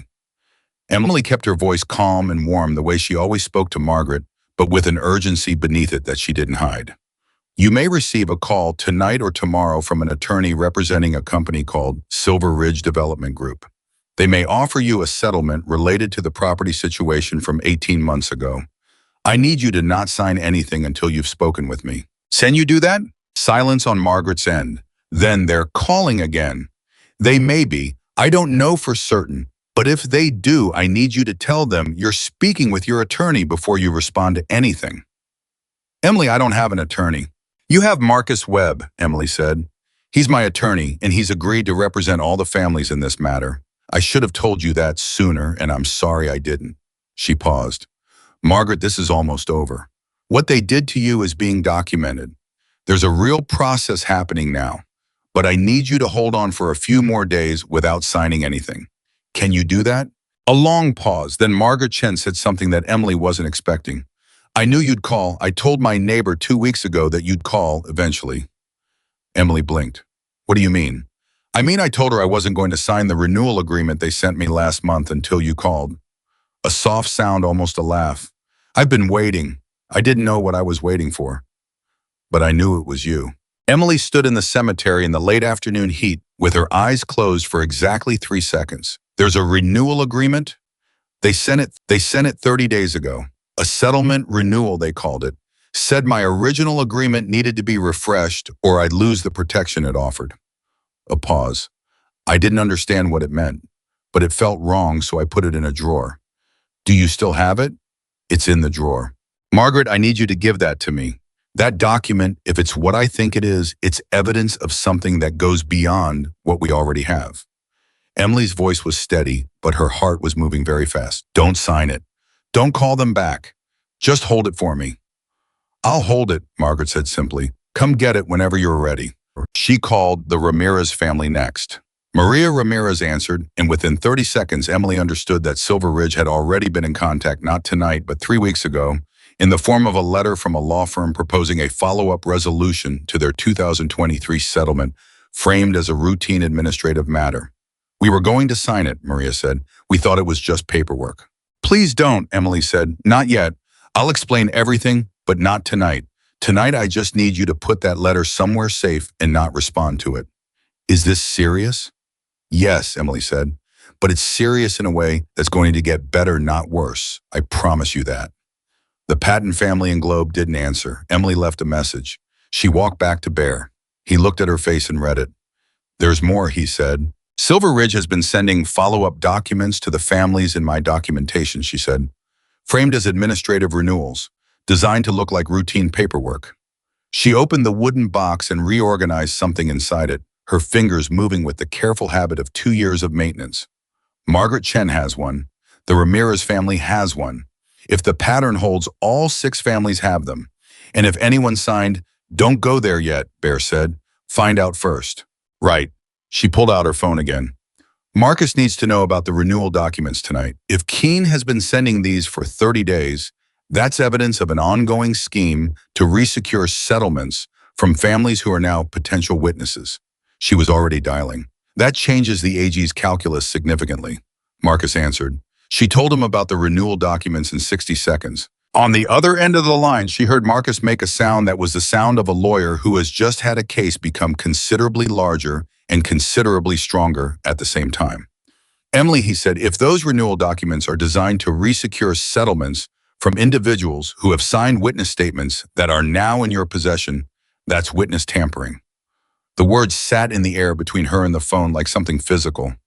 That's federal, she said. That's federal, Marcus confirmed. That's not the state AG anymore. That's a call to the U.S. Attorney's Office. A pause. I need originals or clear photographs of every renewal document you can get your hands on. Tonight. I'll have Margaret Chen's in the morning. Can you get it tonight? Emily looked at Bear. Margaret Chen is 81 years old and lives 40 miles from here. I know, Marcus said. I'm asking anyway. Bear was already pointing at Curtis Daniels, who was standing 20 feet away with his keys in his hand, because Bear had been listening to Emily's side of the conversation and had already made the calculation. Curtis can go tonight, Bear said quietly. Emily looked at Curtis. He spread his hands in the universal gesture of a man who has nowhere else to be and nothing more important to do. We'll have it tonight, Emily said. She hung up and looked at Bear and then at the gathering around Michael Collins's grave, the people who were still there, still talking, the late light beginning to soften toward evening. Aaron Keene has been doing this for 3 years, she said quietly. He built a machine, a legal machine. File on Fridays, pressure on weekends, settle on Wednesdays, renewal documents at 30 days. It's a process, she paused. He never expected the process to hit something that had been documenting it for 2 years. Machines don't have chaplains, Bear said. She looked at him. That's what he didn't account for, Bear said. A chaplain who sits with people in the worst moments of their lives and keeps records because she can't stand the thought of those moments being exploited. He held her gaze. That's not a legal strategy, that's a person. Emily was quiet for a moment. Michael used to say, she said slowly, that the chapter's strength wasn't the bikes or the numbers or the reputation. He said it was the fact that they showed up. He was right, Bear said. He never told me I was part of that, Emily said. Not directly. He didn't have to, Bear said simply. You were already showing up. Curtis had walked over. He had his helmet in his hand and a look of focused readiness that was the specific expression of a man who has been given a clear task and intends to complete it. Margaret Chen in Mesa, he said. Her address is in my contacts, Emily said. I'll text it to you. Her name is on a piece of the document she's holding. Just call ahead so she knows you're coming and mention my name. Curtis nodded. He started toward his bike and then paused and turned back. Emily, he said. She looked at him. Michael knew, Curtis said. About the box. About what you were building. He told me about it 8 months ago. He said, Curtis paused, choosing the words carefully. He said he didn't know exactly what you were protecting people from yet, but he said he knew you'd be ready when it mattered. Emily stood very still. He never told me that, she said. No, Curtis said. He told me, because that was Michael. A small, almost smile. He said the people who really protect everyone else are the ones who never know they're being watched while they do it. He put his helmet on and walked to his bike. Emily stood in the cemetery where Michael Collins had just been buried with the wooden box under her arm and Bear beside her in the long Arizona evening, beginning to come down around everything, and she understood, for the first time in a way she hadn't understood while she was building it, what the box actually was. It wasn't records, it wasn't a case. It was 9 years of showing up, compressed into documents and filed in order, a proof of presence so thorough and so careful that it was going to reach into the operation of a man who had spent 3 years exploiting grief and pull it out by the roots. She heard Curtis's engine start. She heard it move down the cemetery road toward the highway. And then her phone rang again, and the number on the screen was one she had not expected, had genuinely not expected. And when she saw it, the careful equilibrium she'd maintained all day shifted under her for just a moment, just briefly before she steadied herself and answered. It was Derek Holloway. She almost didn't answer it. Not because she was afraid of Derek Holloway, not even because she was tired. though she was the kind of tired that accumulates over a day that starts at 6 in the morning and moves through grief and confrontation and legal maneuvering and emotional triage without a break. She almost didn't answer it because she couldn't immediately think of a reason Derek Holloway would be calling her. That wasn't a bad one, and she had enough bad ones already in motion. But she answered it because not answering was also a choice, and she didn't make choices by default. "Mr. Holloway," she said, a pause on his end, like he'd expected voicemail and was recalibrating. "Miss Carter." His voice sounded different than it had on the cemetery road. The professional confidence was still there, but it was thinner now, the way a coat sounds different when it's wet. "I know this is an unusual call." "It is," she said. "I want to be clear that I'm not calling on behalf of Silver Ridge or in any official capacity. This is personal." Bear had moved closer without being obvious about it. Emily held the phone slightly away from her ear so he could hear. "All right," she said. "Go ahead." "I've been in this work for 7 years," Derek said. "Process serving collections, property enforcement. I've done a lot of things I told myself were legal and therefore acceptable." A pause. "Today was the first time I've ever blocked a funeral." Emily waited. "I knew the date was chosen deliberately," he said. "I told myself that wasn't my department, that I execute the process, I don't design it." Another pause, longer this time. "The woman you mentioned, in Mesa, Margaret Chen." Emily's attention sharpened to a point. "What about her?" "I served her the original eviction notice 18 months ago. I'm the one who knocked on her door." His voice had gone quieter. "She offered me coffee. She thought I was there because of a mistake. She kept saying there must be a mistake, that her husband had paid for that land, that there were records somewhere." He stopped. "There weren't any coffee left in the pot. She was apologizing to me for that while I was handing her a document that was taking her land." The cemetery had gotten quieter around Emily. People were beginning to leave in ones and twos, the slow dispersal of a gathering coming to its natural end. "Why are you telling me this?" she said. "Because Richard Holt called me an hour ago," Derek said. "He told me to expect contact from investigators and that I should refer everything to the company's legal team. He told me my employment contract included a non-disclosure provision and that I was expected to honor it." A pause. "And I've been sitting in my truck for the last hour trying to figure out what I'm going to do about that." Emily looked at Bear. Bear's expression was still very quiet, but his eyes had changed. "Mr. Holloway," Emily said carefully, "I want to make sure I understand what you're telling me. Are you saying you have information about Silver Ridge's operations that goes beyond what was visible in today's events?" "I've been executing their process for 2 years," Derek said. "I know the Friday filing pattern. I know the families they target. I know which judges they approach for quick approvals and how they structure the request to avoid judicial scrutiny." He stopped. "I know where the records are." The air in Emily's chest did something it hadn't done all day. It stopped moving for about 2 seconds. "Derek," she said, and she used his first name deliberately, the way you use someone's first name when you wanted them to understand that you're speaking to the person and not the position. "What exactly are you offering?" "I don't know yet," he said honestly. "I haven't decided. I know that if I talk to investigators, the NDA gives Keene's team grounds to come after me. I know that if I don't talk, what happened today keeps happening to other people." His voice was flat in the way of someone who has removed the performance from what they're saying and is just stating facts. "I also know that you have documentation from 6 families, and the AG's office is going to be looking at this. And I know that internal records from an employee who executed the process for 2 years look a lot different to investigators than documentation collected by an outside chaplain." "That's true," Emily said. "So I guess I'm asking," he stopped, started again. "I'm asking if there's a version of this where I'm not, where what I've done doesn't just become the thing that destroys my life." Emily closed her eyes for 1 second, not dramatically, just a single moment of internal organization, because this was the most delicate thing she'd handled all day, and she was talking to a man in a truck who was balanced on a decision that could go several ways, and only one of them was good. "I can't make you promises," she said. "I'm not law enforcement, and I'm not a prosecutor, and I can't tell you what the consequences of cooperation will or won't be. What I can tell you is that my attorney's name is Marcus Webb, and that I'm going to call him right now and explain what you've just told me, and that you should expect him to reach out to you tonight if you're willing to take his call." She paused. "And I can tell you that Margaret Chen made you coffee with an empty pot." and that the families in my documentation are real people who have been struggling for 2 years because of a process you helped execute, and that you're the only person who has called me today because they were bothered by that. Silence on his end. That's not a small thing, Emily said. Whatever you decide. A long pause. Have your attorney call me, Derek said finally. I'm not making any commitments, but have him call me. I will, she said. She hung up. She looked at Bear. Bear said, is he real? I think so, Emily said. I think he's a man who has been doing something wrong for 2 years in a way that felt legal and therefore felt acceptable. And today the thing crossed a line he'd drawn somewhere that he didn't know he'd drawn, and now he's sitting with it. She held the phone in her hand. I've sat with people in that position before.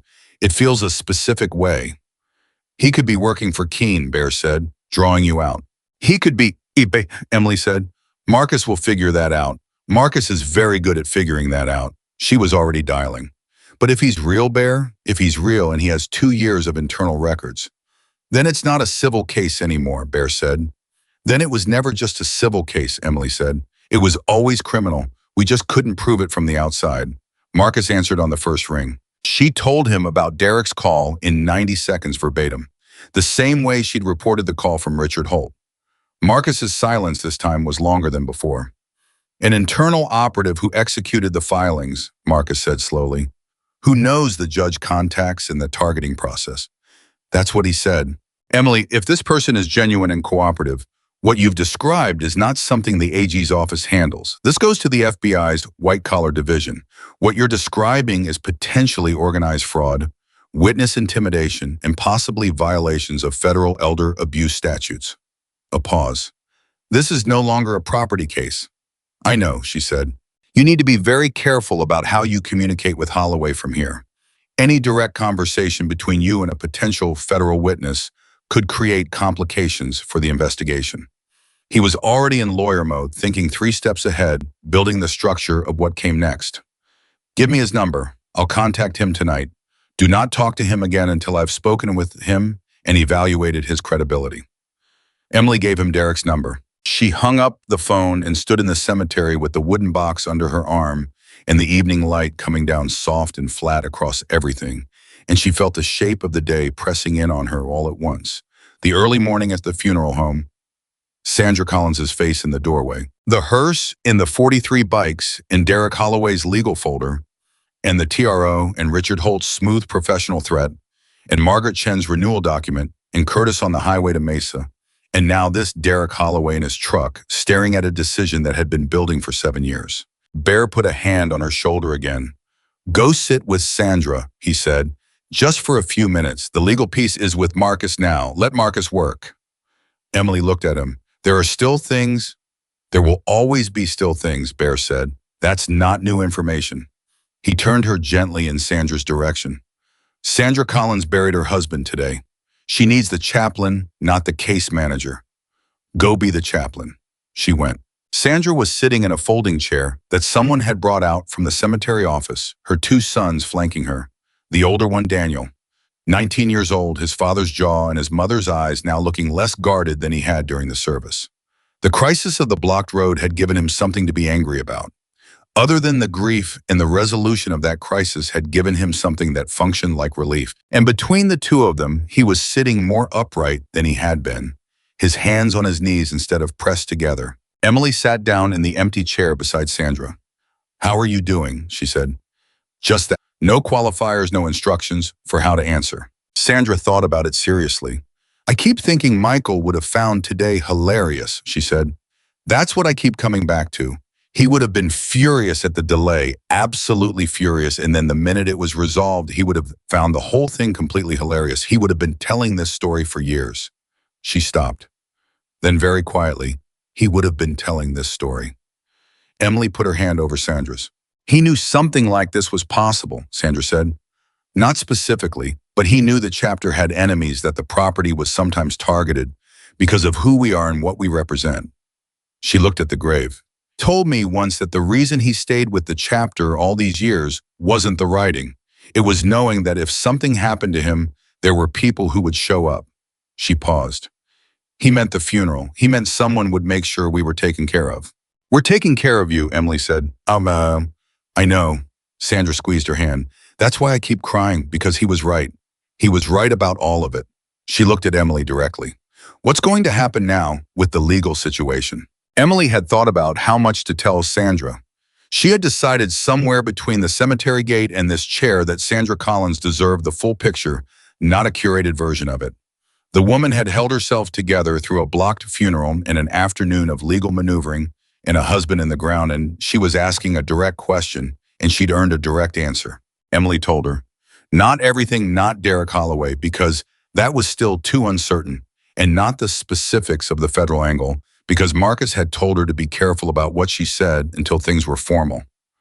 But the pattern, the 6 families, the premeditation letter, the renewal documents, the AG's office, and what happened next. Sandra listened without interrupting. Her face moved through several things: anger, recognition, something that looked like a grim and specific satisfaction. He targeted Michael's funeral, she said when Emily finished. Yes, because Michael was part of a chapter that owns property and has visibility and seemed like a soft target during grief. Yes, he miscalculated. Significantly, Emily said. Sandra looked at her. Emily, how long have you been carrying this? 2 years of documentation, Emily said. 9 years of the work that made the documentation possible. Did you know today would be the day it broke open? Emily thought about it honestly. No, I knew that someday the pattern would produce a moment that was visible enough to act on. I didn't know it would be this. She looked at the grave, at the fresh earth and the flowers that people had laid.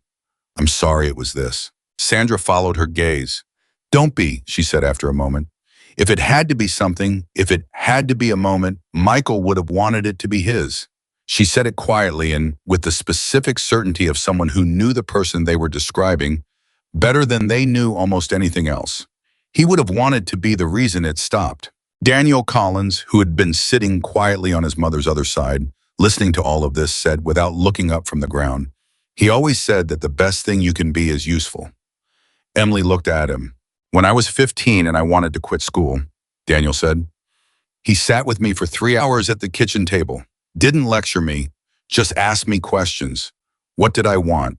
What mattered to me? Whether I could be useful to the things that mattered if I didn't have the credentials to do them. He paused. I didn't quit school. He paused again. He was better at talking to people than he let on. He pretended he wasn't, but he was. He was, Emily agreed. He talked about you, Daniel said. He looked up at her for the first time. He said you were the person he called when he didn't know what to say. He said there was nobody better at figuring out what someone needed to hear. A pause. He said the chapter would fall apart without the writers, but it would lose its soul without the chaplain. Emily looked at the boy, the young man, she corrected herself. Because 19 was a young man and Daniel Collins was carrying himself like one. Now the day's events having done something to him that days sometimes do, when they demand more than you thought you had, and she understood that Michael had sent her this moment through Daniel's memory, the way people send things after they're gone without knowing they sent them. Thank you for telling me that, she said. Jimmy Reyes appeared at her elbow. He bent down to speak quietly. Marcus just texted. He says to tell you the original wooden box documents need to be photographed tonight and uploaded to a secure legal server. He's sending you a link, Emily nodded. I'll do it at home. He also says, Jimmy paused, checking the phone. He says Derek Holloway agreed to a call at 9 tonight and that the preliminary conversations suggest the information is, quote, substantial. Emily kept her face neutral, but her chest tightened with something that was not triumph. It was something more careful than triumph, more aware of everything still at risk. Bear appeared behind Jimmy. He'd been listening again. Substantial, he said quietly. Marcus's word, Emily said. Marcus doesn't use that word lightly. No, she said, he doesn't. The gathering was nearly dispersed now. The sun was low and the light had gone from white to gold, and the cemetery had the quality of places where something important has happened, and the importance is still settling into the ground with everything else. A few riders were still there, not ready to leave, sitting on their bikes and talking in the quiet way of people who don't want the day to end, because ending the day means accepting what the day contained. Tommy Vu was one of them. He was sitting on a low stone wall near the gate with his helmet between his knees and his head down, and Emily went to him before she left. Hey, she said. He looked up. His eyes were red. He'd been crying quietly alone the way young men cry when they've been holding it together for hours and everyone else has gone. Sorry, he said immediately. Don't, Emily said. Don't apologize for that. He looked at her. I couldn't during the service. I couldn't. I know, she said. It's okay to do it now. He looked back down at his helmet. What happens to us, he said, without him, the chapter I mean. He was the one people went to. When things went wrong, he was the one who answered. Emily sat beside him on the wall. She thought carefully before she spoke. The chapter is still here, she said. Every person who came today, that's the chapter. Michael didn't create that. He maintained it. He tended it. That's what good people in communities do. They tend the thing that was there before them, and they make it stronger, and they leave it better than they found it. She paused. He left it better. But who does what he did? Emily looked out at the remaining riders. Different people do different parts of it, she said. That's how it works after someone who did a lot of things is gone. The things don't disappear. They get distributed. Someone carries the phone calls. Someone else carries the memory. Someone else shows up when showing up is hard. She looked at Tommy. You're already doing one of those things. He looked at her uncertainly. What am I doing? You're sitting here, she said. Instead of leaving, instead of going somewhere loud and distracting, you're sitting here with it. She held his gaze. Michael told me once that the chapter's strength was the people who were still learning how to be angry the right way. That's you right now. This is you doing that. Tommy was quiet for a long time. He told me the same thing, he said finally, almost word for word, a small, watery, almost smile. Did he say that to everyone? He said what people needed to hear, Emily said. Sometimes that was the same thing. She left him there, and she went to say goodbye to Sandra, and she hugged Sandra the way you hug people when you've been through something together, and Sandra held on for a moment longer than a routine hug, and then let go and straightened her back with the particular purposeful dignity of a woman who has decided to remain standing. Emily picked up the wooden box from where she'd set it beside Sandra's chair. She walked toward the cemetery gate. Bear fell into step beside her. They walked without speaking for a moment, and the silence between them was the comfortable, specific silence of people who have known each other long enough that silence carries its own language. Then Bear said, Keen's going to move tonight. I know, Emily said. Marcus is moving faster. He has Derek Holloway on the phone at 9, she said. He has the premeditation letter. He has 6 families worth of documentation. He has a TRO that's already on the books. She shifted the box in her arms. Keen's advantage was that nobody had assembled the pattern. That advantage is gone as of this afternoon. What does he do when his advantage is gone? Emily considered it. He has 3 options. He can retreat, pull back the operations delay, hope the AG's investigation runs slow. He can escalate, go harder at the families. The witnesses try to settle everything before it becomes formal. Or can go after the documentation directly. Which one does he choose? He chose escalation when he sent Holt to call me, Emily said. He chose to go after the families with the renewal documents. That's escalation. She paused. The question is whether he escalates further when he finds out about Derek. Bear was quiet for a step. When he finds out, not if. He has people inside that process, Emily said. Derek knew things about the operation. Someone in the operation knows Derek called me. How soon will Keen know? Could be now, Emily said. Could be tomorrow. It depends on who Derek talked to before he called me, whether anyone saw his truck parked and his phone out. She looked at Bear. Marcus needs to move Derek out of Keen's reach. Not physically, just legally. Get him into a formal cooperative position before Keen has time to threaten him with the NDA, buy him out, or do anything else to close that door. Bear stopped walking. Emily stopped too. Emily, he said, I'm going to ask you something directly. Okay. Are you safe? She looked at him. Keen's team is researching me. Holt made a veiled threat about my background. They were going to use the contractor dispute to try to undermine my credibility. She paused. But going after me physically or directly creates exposure for them that they can't afford right now. They're under legal scrutiny. They'll work through process, not through direct action. That's the logical analysis, Bear said. I'm asking about now, tonight, driving home. Emily looked at him for a moment. I'm fine, she said. I'll have Jimmy follow you home. Bear, Jimmy will follow you home. Bear said in the same tone he'd used when he told Tommy to stay near the back of the crowd, and Emily understood that this particular conversation was not a debate. Fine, she said, and the box goes with you, not in the car overnight, inside the house. Of course. And you photograph everything tonight, upload it to Marcus's server, and you make a copy. I was going to do that anyway. I know, Bear said. I'm saying it out loud so it's said. He held her gaze. You've been carrying this alone for 2 years. You don't have to carry it alone anymore. Emily looked at him.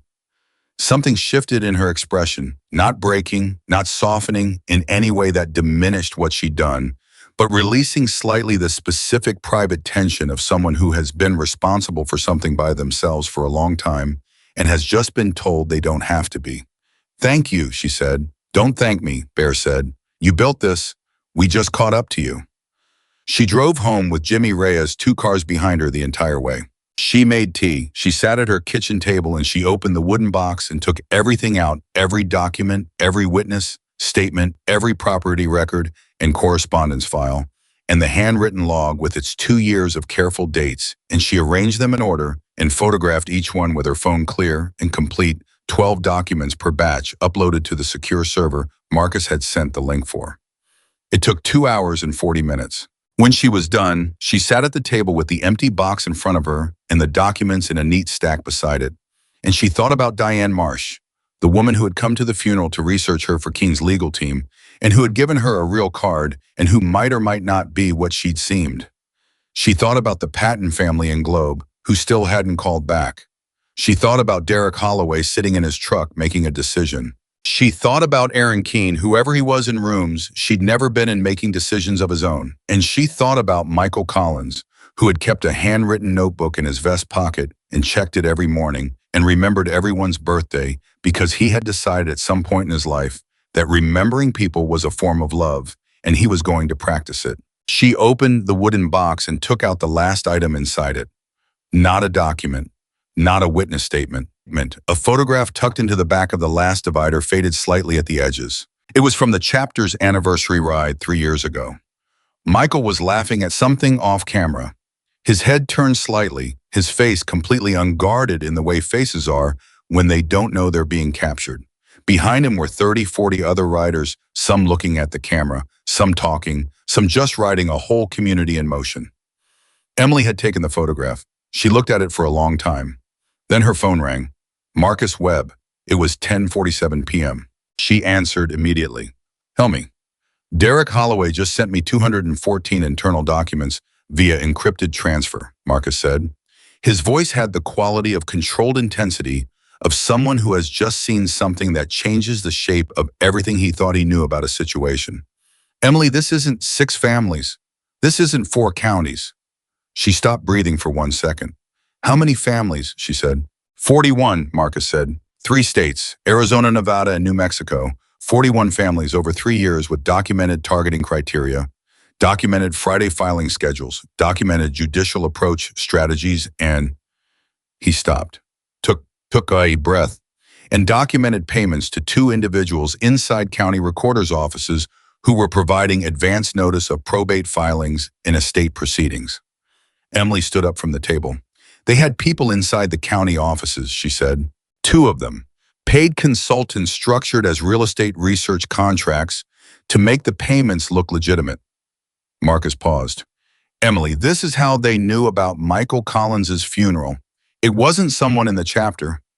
It was someone in the county recorder's office who saw the burial permit and the plot registration and passed the information to Silver Ridge as part of their standard arrangement. Emily stood in her kitchen with the photograph in one hand and her phone in the other and the wooden box on the table in front of her.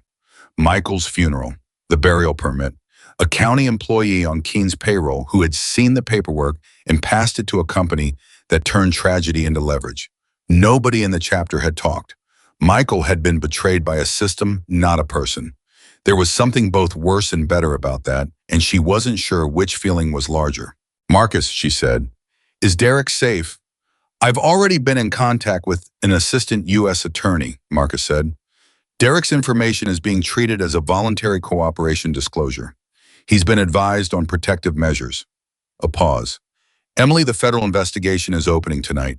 The assistant U.S. attorney is going to want to speak with you tomorrow morning. What time? 8 a.m. Can you be in Phoenix? Yes, she said. Bring the box. I'll bring the box. She hung up. She stood in the kitchen. The house was very quiet around her, the quiet of a house at 11 at night when nothing inside it is moving and the rest of the world is going about its business out beyond the walls. She looked at the photograph of Michael Collins laughing at something off camera, surrounded by his people. She thought, I can get him to open the door, but I need you for what comes after the door. She put the photograph back in the wooden box. She closed the lid. She laid her palms flat on the surface of it, the walnut warm under her hands, and she held it there for a moment in the quiet, not praying, not thinking any specific thought, just present with the weight of what the box contained and what the day had been and what tomorrow was going to ask of her. Then she picked it up and carried it to the bedroom and set it on the nightstand where she could see it, and she lay down on top of the covers with her clothes still on because she knew she wasn't going to sleep. And she stared at the ceiling and she thought about 41 families in 3 states, and she thought about the federal investigation opening in a government office somewhere in Phoenix right now, and she thought about everything that was still to come. She was not afraid. She was not relieved, not yet. She was the thing she had been training herself to be for 9 years, fully present in the moment, fully aware of the cost, fully committed to staying until the thing was finished. The wooden box sat on the nightstand. Outside, Jimmy Reyes sat in his truck at the end of her block, watching the road because Bear had told him to stay the night, and he was staying the night. And that was how the chapter worked. And that was what Michael Collins had spent 22 years making possible. Emily Carter stared at the ceiling, and 40 miles away, in a downtown Phoenix office building, where the lights on the 15th floor were still on at midnight, Aaron Keene sat across a conference table from Richard Holt and listened to everything that had gone wrong and understood for the first time that the woman with the wooden box had been building toward this moment for 2 years. And he began to understand what that meant. Part 5. She didn't sleep. Not for lack of trying. She lay there on top of the covers for 2 hours with her eyes closed and her body completely still, doing the thing she'd learned years ago, where you relax each part of you separately, starting with your feet and moving up the technique a grief counselor had taught her after her brother died when sleep had stopped being something that happened automatically. It worked most nights. It didn't work this one. At 1 in the morning, she got up and made more tea and sat at the kitchen table with the wooden box in front of her and a legal pad and a pen, and she wrote down every question she expected the assistant U.S. attorney to ask her in the morning. She wrote down the answers. She wrote down the questions behind the questions, the ones attorneys ask when they already know the answer and are testing the witness's reliability. She'd sat in enough depositions and court appearances as a character witness and community representative to know how these conversations move the rhythm of them, the way a good attorney circles a fact from several directions before committing to it. She wrote for an hour and a half. At 2:30, she called Marcus.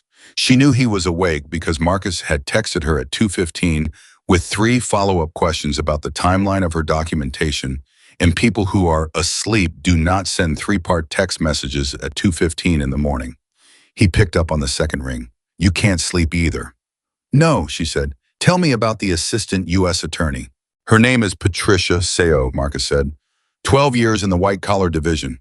She handled the Meridian Financial case in 2019 that was the mortgage fraud operation across 4 states. She's thorough, she's precise, and she does not like being surprised in a meeting. A pause. She's going to love your documentation. Will she, or will she see it as amateur collection with chain of custody issues? Both in that order, Marcus said. First, she'll see the chain of custody issues.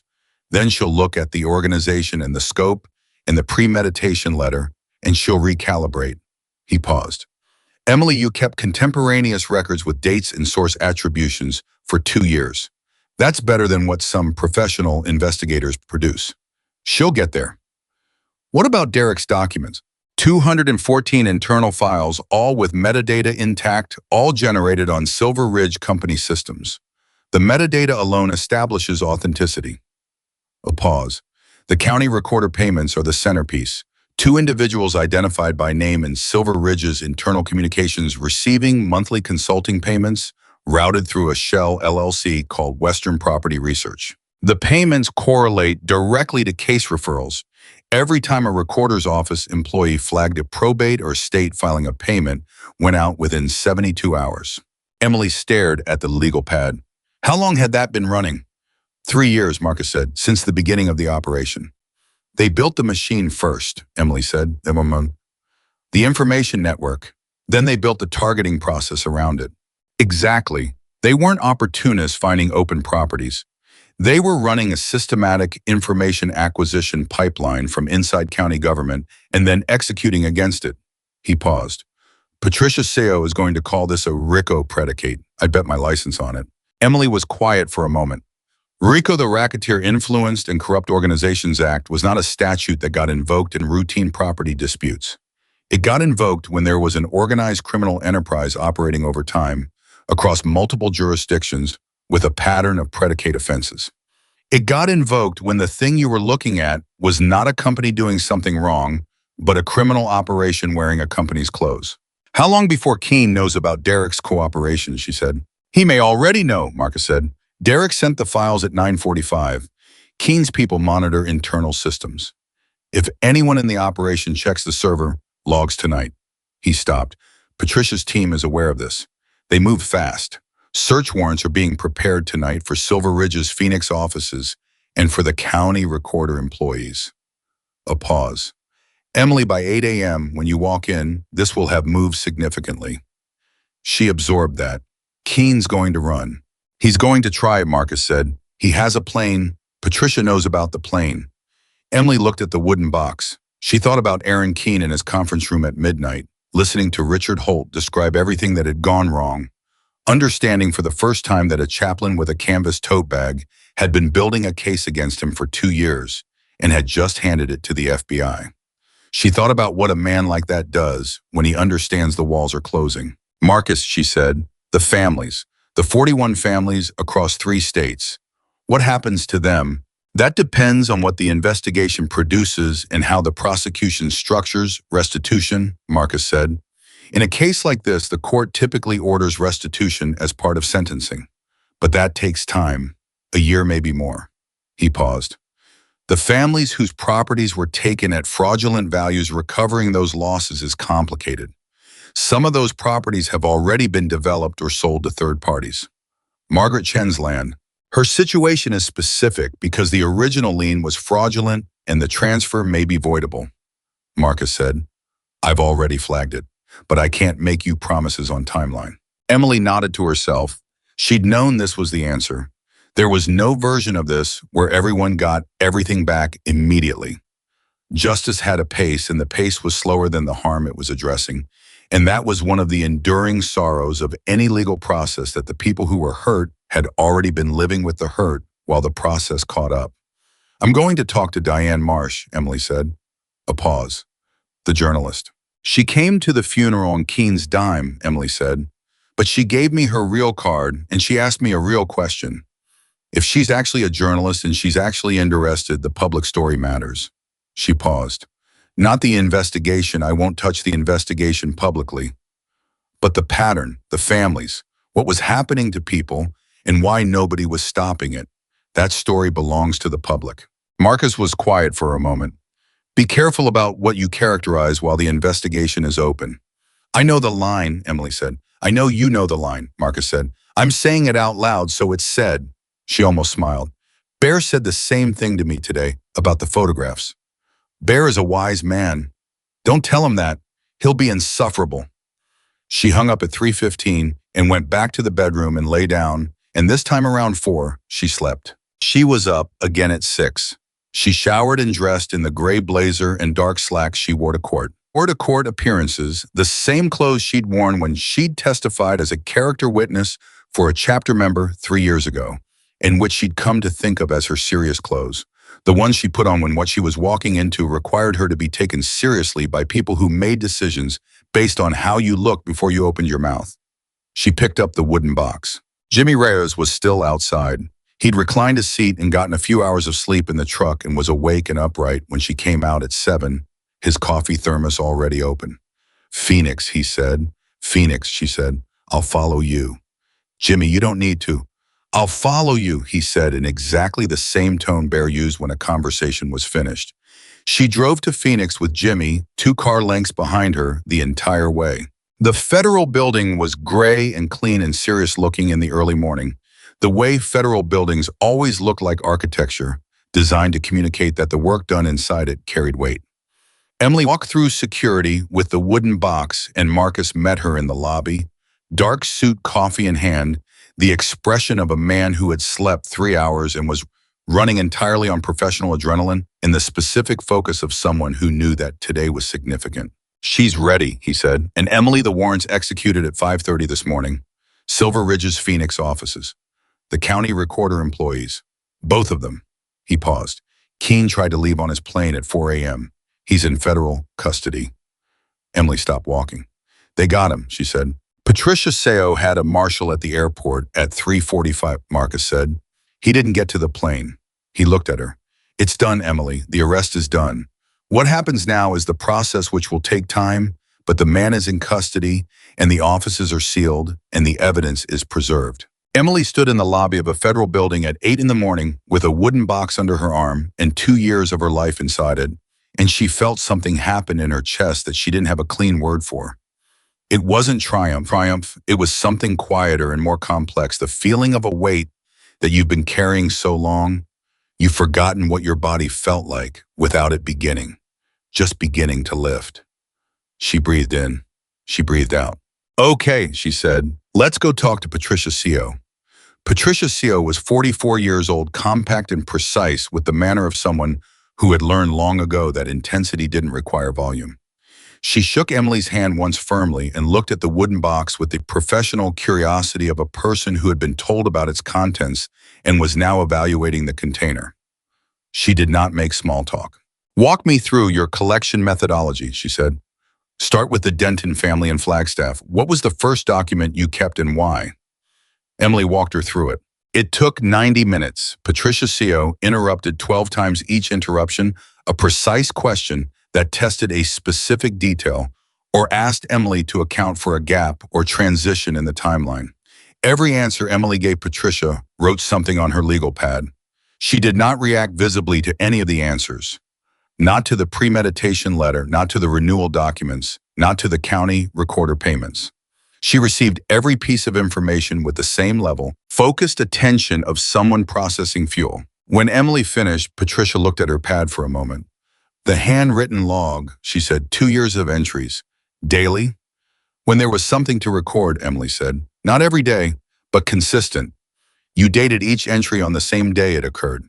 "Yes." "You didn't reconstruct dates retroactively?" "No." Patricia looked at her directly for the first time in the meeting with something other than professional evaluation. "Ms. Carter, I've been doing this for 12 years. I want you to understand what you built. What you were doing was not amateur documentation. It was systematic timestamp source-attributed evidence collection conducted over a sustained period. The fact that you're not a law enforcement officer doesn't diminish that. In some ways, it strengthens it, because your motivation is clearly not prosecutorial ambition. It's community protection." She paused. "Combined with Mr. Holloway's internal files, what we have this morning is one of the cleaner initial evidence packages I've seen in a case of this scale." Emily looked at her. "What does this scale mean exactly in terms of exposure? Wire fraud, bank fraud, bribery of public officials, conspiracy, and based on the scope in the interstate nature of the operation, RICO predicate offenses." Patricia said it the way she said everything, level, precise, without performance. "Aaron Keene is looking at a federal indictment that could result in decades of incarceration. The county recorder employees have already retained counsel and are cooperating. Richard Holt has lawyered up separately, which suggests he may be looking to separate his exposure from his clients." A pause. "The civil restitution process will run parallel to the criminal prosecution. 41 families have potential claims. The court will likely appoint a special master to oversee restitution." "How long before the families see anything?" "Criminal case resolution, realistically 18 months to 2 years if Keene fights it. Less if he pleads." She looked at Emily steadily. "Margaret Chen's property transfer is a priority flag. We've already frozen the associated assets." Emily exhaled slowly. "Thank you." "Don't thank me yet," Patricia said. "You're going to be a witness in a federal prosecution."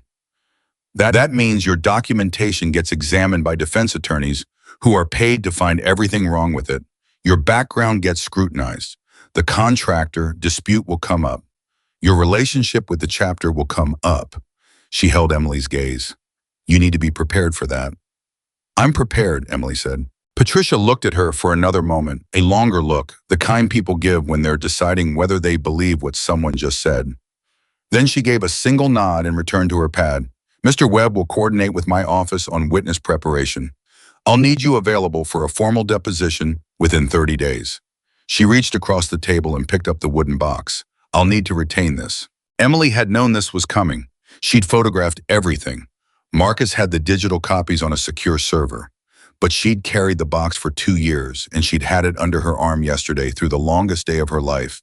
And handing it over was an action that carried weight beyond the practical. She let go of it. Patricia took it with both hands. We'll treat it with care, she said, and it was the only non-procedural thing she said in the entire meeting, and Emily believed her. She walked out of the federal building into the Phoenix morning, with Marcus beside her and Jimmy Reyes waiting on the sidewalk with his arms folded, and an expression that asked the question without words. Keene is in custody, Emily said.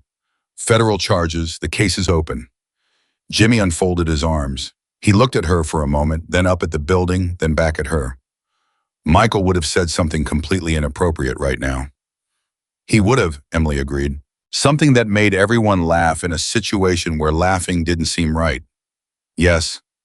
Jimmy was quiet for a moment. I'm going to miss that, he said simply. They stood on the sidewalk in the Phoenix morning, the three of them in the ordinary way of people who have been through something large together and are now standing on the other side of it, trying to understand the dimensions of where they have arrived.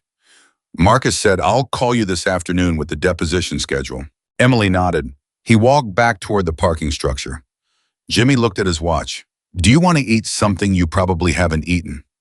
She hadn't eaten. She'd had 2 cups of tea and written on a legal pad and driven to Phoenix and talked to a federal prosecutor for 90 minutes, and she hadn't eaten since the morning of Michael's funeral, which felt like a week ago and was actually yesterday.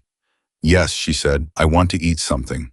They found a diner 2 blocks from the federal building, the kind with laminated menus and coffee that came in real ceramic mugs, and a waitress who didn't ask how your morning was because she'd seen enough mornings to know that the question wasn't always welcome. Emily ordered eggs and toast and ate them in the focused, efficient way of someone whose body has just remembered that it needs fuel to continue operating. Jimmy drank coffee and didn't push conversation, which was one of the reasons Emily had always appreciated Jimmy. He understood that silence was sometimes the most respectful thing you could offer. After a while, he said, What now? Now I go home, Emily said. I make calls to the 6 families in my documentation. I explain what's happening and what it means for them. I connect them with Marcus so they understand their options. She paused. And I call the Patton family in Globe, who still hasn't called back. And after that, Emily looked at her coffee. I go back to work, she said. There are 2 families in the chapter who have medical situations that need attention. There's a veteran in Red Valley who's been struggling since his wife left. There's a young writer who just lost his job. She paused. The case is in federal hands now. The families have attorneys. The process is moving. She looked at Jimmy. The work doesn't stop because one part of it became bigger than the rest. Jimmy looked at her. You're going to keep the box, aren't you? She looked at him. Patricia Seo has the box. Not that box, Jimmy said. You're going to start another one. Emily was quiet for a moment. Then, I'm going to start a file. Yes. Because this happened once, and the reason it could happen was that nobody was keeping records, and someone should be keeping records, and I'm the one who knows how to do it. She held his gaze. That's not stubbornness. That's just the job. Jimmy looked at her steadily, and the look on his face was the specific look of someone who is watching another person be exactly who they are and finding nothing in it to argue with. Michael was right about you, he said. Everyone keeps telling me things Michael said about me, Emily said. I'm starting to think he talked about me more than I realized. He talked about a lot of people, Jimmy said. That was his thing. He paid attention to who people actually were, and then he told other people because he thought people should know. He wrapped both hands around his coffee mug. He told me once that you were the most quietly powerful person he'd ever known, that you could walk into any room full of angry people and change the temperature without raising your voice. Emily looked out the window of the diner at the Phoenix Street. He changed mine, she said quietly. When I first came around, after my brother, I was not in a good place. I was angry in a way I didn't know what to do with. And I was grieving. And I had this idea that the people at the funeral who looked the most frightening were the ones I should be afraid of. She paused. Michael was the first one who talked to me. He didn't know I was scared, or maybe he did. He just talked to me like I was a person whose opinion of the coffee was as valid as anyone else's opinion of the coffee. A small pause. It sounds small. It's not small, Jimmy said. No, she agreed, it's not. Her phone rang. She looked at it. Sandra Collins. She answered immediately. Sandra, how are you doing? A pause. I'm doing okay. I woke up this morning and for about 4 seconds I forgot and then I remembered. And that's the part nobody tells you about.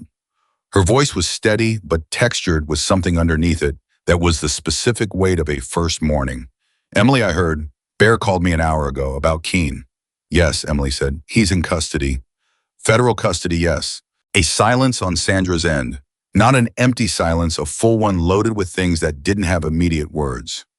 Michael's funeral was the reason it happened, she said finally. His death, the timing of it, the fact that Keene chose that day, it became the thing that broke everything open. Yes, Emily said. He would say that was typical, Sandra said, and her voice cracked slightly on the last word, but she kept going. He would say that was so typical of him. To be the most useful at the worst possible moment. She stopped, started again. He was trying to be useful right up until the end, you know. The last thing he said to me the day before, he said he'd been thinking about the Ramirez family and whether there was something the chapter could do. He'd have been thinking about it. She stopped. He knew you'd been keeping records. He told me 8 months ago. He said he didn't know exactly what you were building, but he said you were the kind of person who builds things slowly and correctly, and that whenever it mattered, it would matter in the right way.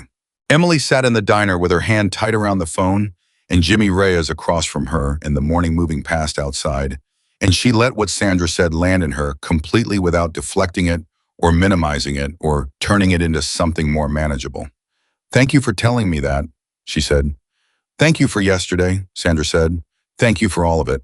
They stayed on the phone for a few more minutes, just talking the way women talk when talking is the thing being offered and the thing being received. When they hung up, Emily set the phone on the table and sat quietly for a moment. Jimmy didn't say anything. He knew when to. Then Emily's phone rang again. Unknown number, Arizona area code. She answered it. Ms. Carter, a woman's voice. Not Holt, not anyone from Keene's operation. A different register, entirely slightly uncertain, like someone who has thought about making a call for a while and has finally made it. My name is Carol Simmons. My mother is Margaret Chen. Emily sat up straighter. Carol, of course. Is Margaret all right? She's fine, she's fine. She's having coffee and she told me to call you. A pause. She told me what happened. The whole thing about the case, about what you've been doing. And the woman stopped. My mother has been so frightened for 2 years. Since they took the land. She didn't talk about it much, but I could see it. Like something had been taken from her that she couldn't get back, and not just the land. Like her sense that things were supposed to work. Another pause. She said last night after you called that she felt something change, like a door opened. Emily pressed her lips together. Is it actually going to be okay? Carol said. For her, I know you can't promise specifics, but is it going to be okay? Emily thought about Patricia Co's expression when she said the property transfer was a priority flag. She thought about Marcus's certainty. She thought about what it meant for an asset to be frozen and an investigation to be open and 41 families to have potential claims in a federal prosecution. I believe it is, Emily said. I can't give you a date or a guarantee, but I believe Margaret is going to be okay. The people who did this to her are in federal custody or cooperating with investigators. Her situation is being addressed specifically, and she's not alone. There are 40 other families in the same situation, and all of their claims are being handled together, which is stronger than any individual case could be. She paused. Tell her I'm coming to see her this week, not for business, just to have coffee. A sound on the other end that might have been a laugh and might have been something else. She'll make the whole pot, Carol said. She told me about the pot last time. She said you wouldn't let her apologize. She had nothing to apologize for. That's what she said you said, Carol said. She's been saying it ever since. Every time something goes wrong and she starts to apologize, out of habit she stops and says, Emily said I have nothing to apologize for. Like it gave her permission to stop doing that. A pause. That's a real thing, Ms. Carter. That's not a small thing. Emily looked at Jimmy across the table. I was watching her with the patient expression of a man who understood exactly what was happening without needing to hear the other side of the conversation. Tell her I'll see her Thursday, Emily said. She hung up. She drank the rest of her coffee. She paid the check over Jimmy's objection and stood up and put on her jacket, and they walked back out into the Phoenix morning together, and it was 9:30, and the day was already warm, and the city was moving around them. In the ordinary way, cities move people going to work and running errands and living their lives in the vast, uncomplicated middle of existence where nothing dramatic was happening. The drive back to Red Valley took just under an hour. Jimmy followed her all the way home, and when she pulled into her driveway and got out of the car, he rolled down his window and said, Bear wants you at the chapter house Sunday, dinner. Sandra and the boys are coming. Emily looked at him. Tell Bear I'll be there. I'll tell him. A pause. Emily, what you did? Go home, Jimmy, she said kindly. He looked at her for a moment. Yeah, he said, then yeah, okay. And he drove away. She went inside. She changed out of her court clothes. She made tea. She sat at the kitchen table with the legal pad from the night before, and she drew a line under the last thing she'd written, and she wrote at the top of a new page, begin new file. And then she started writing. Not because the case wasn't closed. It was closed. Aaron Keene was in federal custody, and the investigation was open, and the families had attorneys, and the process was moving. That part was done. She started writing because doing this work had taught her one thing above all others, the thing she'd learned from 9 years of sitting with people in the worst moments of their lives and keeping records that nobody asked her to keep, and showing up when showing up was hard, and sometimes showing up when showing up seemed impossible. She'd learned that the machine that had preyed on 41 families for 3 years was not a unique machine. It was a type. There were other Keens. There were other county employees willing to take consulting money. There were other attorneys filing on Fridays and targeting families in probate and sending renewal documents at 30 days. The specific operation was over. The type endured. Someone should be watching for it. Someone should be keeping records. She wrote the date at the top of the first page in the new file. Outside the window, Red Valley was doing what small towns do on Wednesday mornings, moving slowly, deliberately, the way places move when they know they'll still be there on Thursday.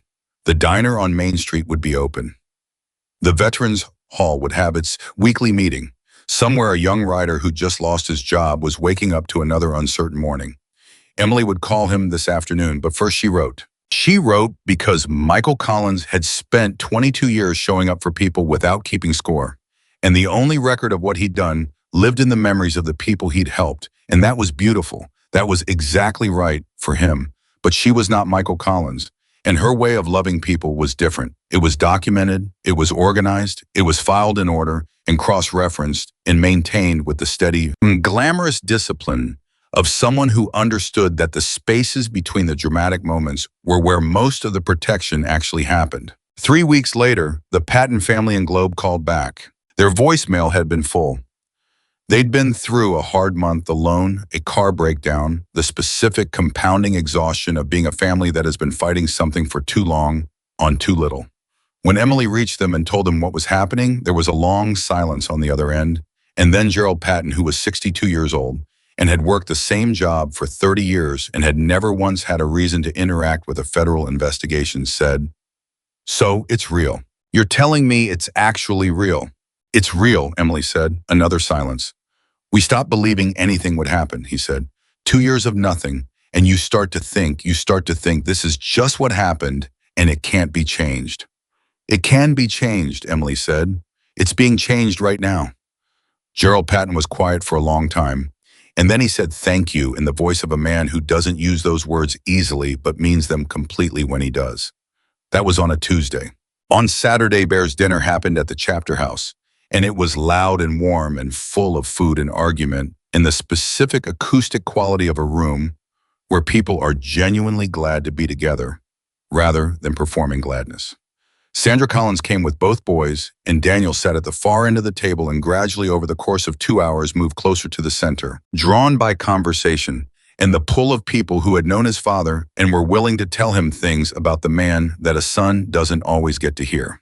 Tommy Vu cooked. Specifically, he showed up 3 hours early and commandeered the chapter house kitchen and produced quantities of food that exceeded any reasonable expectation of what one 22-year-old could accomplish, unassisted, which he did because, as he told Emily when she arrived and found him surrounded by cutting boards and pots, Michael used to say the best thing you can do for people who are sad is feed them something real. Emily stood in the kitchen doorway for a moment. "He said that to you too," she said. Tommy looked up. "He said it a lot. I think he just believed it." "He did," Emily said. "He absolutely did." She helped him finish the cooking. After dinner, Bear stood up without ceremony and said simply, "Michael would have hated this dinner being about him. So it's not about him, it's about us, and the fact that we're still here and still doing what he taught us to do." He raised his coffee mug, not dramatically, just up, just enough. To Michael Collins, who showed up, and to everyone in this room who is going to keep showing up. Everyone raised what they had. Emily raised her coffee. And across the table, Sandra Collins raised hers. And she was crying, but she was also smiling. And both things were true at the same time. And neither one canceled the other out. 6 months after Michael's funeral, Aaron Keene pleaded guilty to 7 federal counts, including wire fraud, bribery of public officials, and conspiracy to commit elder abuse. Richard Holt cooperated with prosecutors and received a reduced sentence. The 2 county recorder employees lost their positions and faced criminal charges. Silver Ridge Development Group was dissolved under court order, its remaining assets directed toward a restitution fund. 41 families received notices of claim. Margaret Chen's property transfer was voided. The land went back to her. She called Emily when she got the letter. She didn't say anything for a moment when Emily answered. Emily waited. "It's mine again," Margaret said finally. Her voice was very small and very clear. "It's mine again." "Yes," Emily said, "it is." And then Margaret Chen, who was 81 years old and had been frightened for 2 years and had kept a piece of paper in a drawer because something about it felt wrong, and she had decided to trust that feeling and wait for Emily Carter to call. Margaret Chen laughed. It was not a complicated laugh. It was a simple, pure, completely unguarded laugh of someone who has gotten something back that they had stopped believing they would ever get back. Emily sat at her kitchen table with the phone in her hand and the new file open in front of her, and she laughed with her because some moments ask for that, because some endings are actually endings and deserve to be met with something clean and true. Diane Marsh published her story 4 months after the funeral. It ran in a national magazine with a significant digital reach in a headline that Emily had not suggested and that she read, sitting in her car in the parking lot of the Veterans Hall before her Tuesday afternoon session. "The Chaplain with a Box: How One Woman Built the Case That Brought Down a 3-State Property Fraud Empire." The story was accurate. That was the main thing Emily thought when she read it. The families were represented with dignity. The writers were represented without stereotype. Margaret Chen was quoted by name at her own insistence because she said she wanted her name in the story so that if anyone else was being pushed around by people with legal folders on a Friday, they would know that her name was attached to the proof that it could be stopped. Emily called Diane Marsh after she read it. "You got it right," she said. Diane said, "You gave me the real story." Emily said, "You listened." Diane was quiet for a moment. "Can I ask you something?" "Yes." "The first box, the wooden one, are you going to start another one?" Emily looked at the new file on the passenger seat of her car. "I already have," she said. She hung up and walked into the Veterans Hall and sat down with the man who had been struggling since his wife left, and she listened, and she was present, and she was exactly where she was supposed to be. This was the thing people never fully understood about Emily Carter. They heard the story of the box and the case and the federal prosecution, and they thought, what an extraordinary moment. What an extraordinary convergence. What an unlikely hero. But it was never a moment. It was 9 years of Tuesday afternoons and late-night phone calls and families in their worst hours and records kept and evidence filed and trust earned, one honest conversation at a time. It was showing up when nobody was watching and showing up when nobody asked and showing up because she had decided in the year after her brother died that the most important thing a person could do in the world was to make sure that the people who needed someone to be there had someone there. The extraordinary moment was real, but it was built from ordinary days. That was what Michael Collins had known about her. That was what Bear had recognized and Curtis had seen and Sandra had understood, and Tommy was still learning, and Margaret Chen had trusted from across 40 miles of Arizona highway when she put a suspicious document in a drawer and decided to wait. And that was what Emily Carter would keep doing, not because it was dramatic, not because it would ever make headlines again, not because there was any recognition or reward or ceremony that accompanied the daily discipline of caring for people who needed to be cared for. She would keep doing it because it was the right thing, because people deserved to have someone keeping records for them, because showing up was not a gift she was giving to the community. It was the community giving itself to her every phone call, every cup of coffee, every family she sat with in the worst moment of their lives, and she received it with both hands, and she gave it back with everything she had. Michael Collins showed up until he couldn't anymore. Emily Carter was still showing up. And in Red Valley, Arizona, in a chapter that had buried one of its own and watched justice move slowly and then swiftly and then land exactly where it needed to land, that was not a small thing. It was the only thing. It was everything.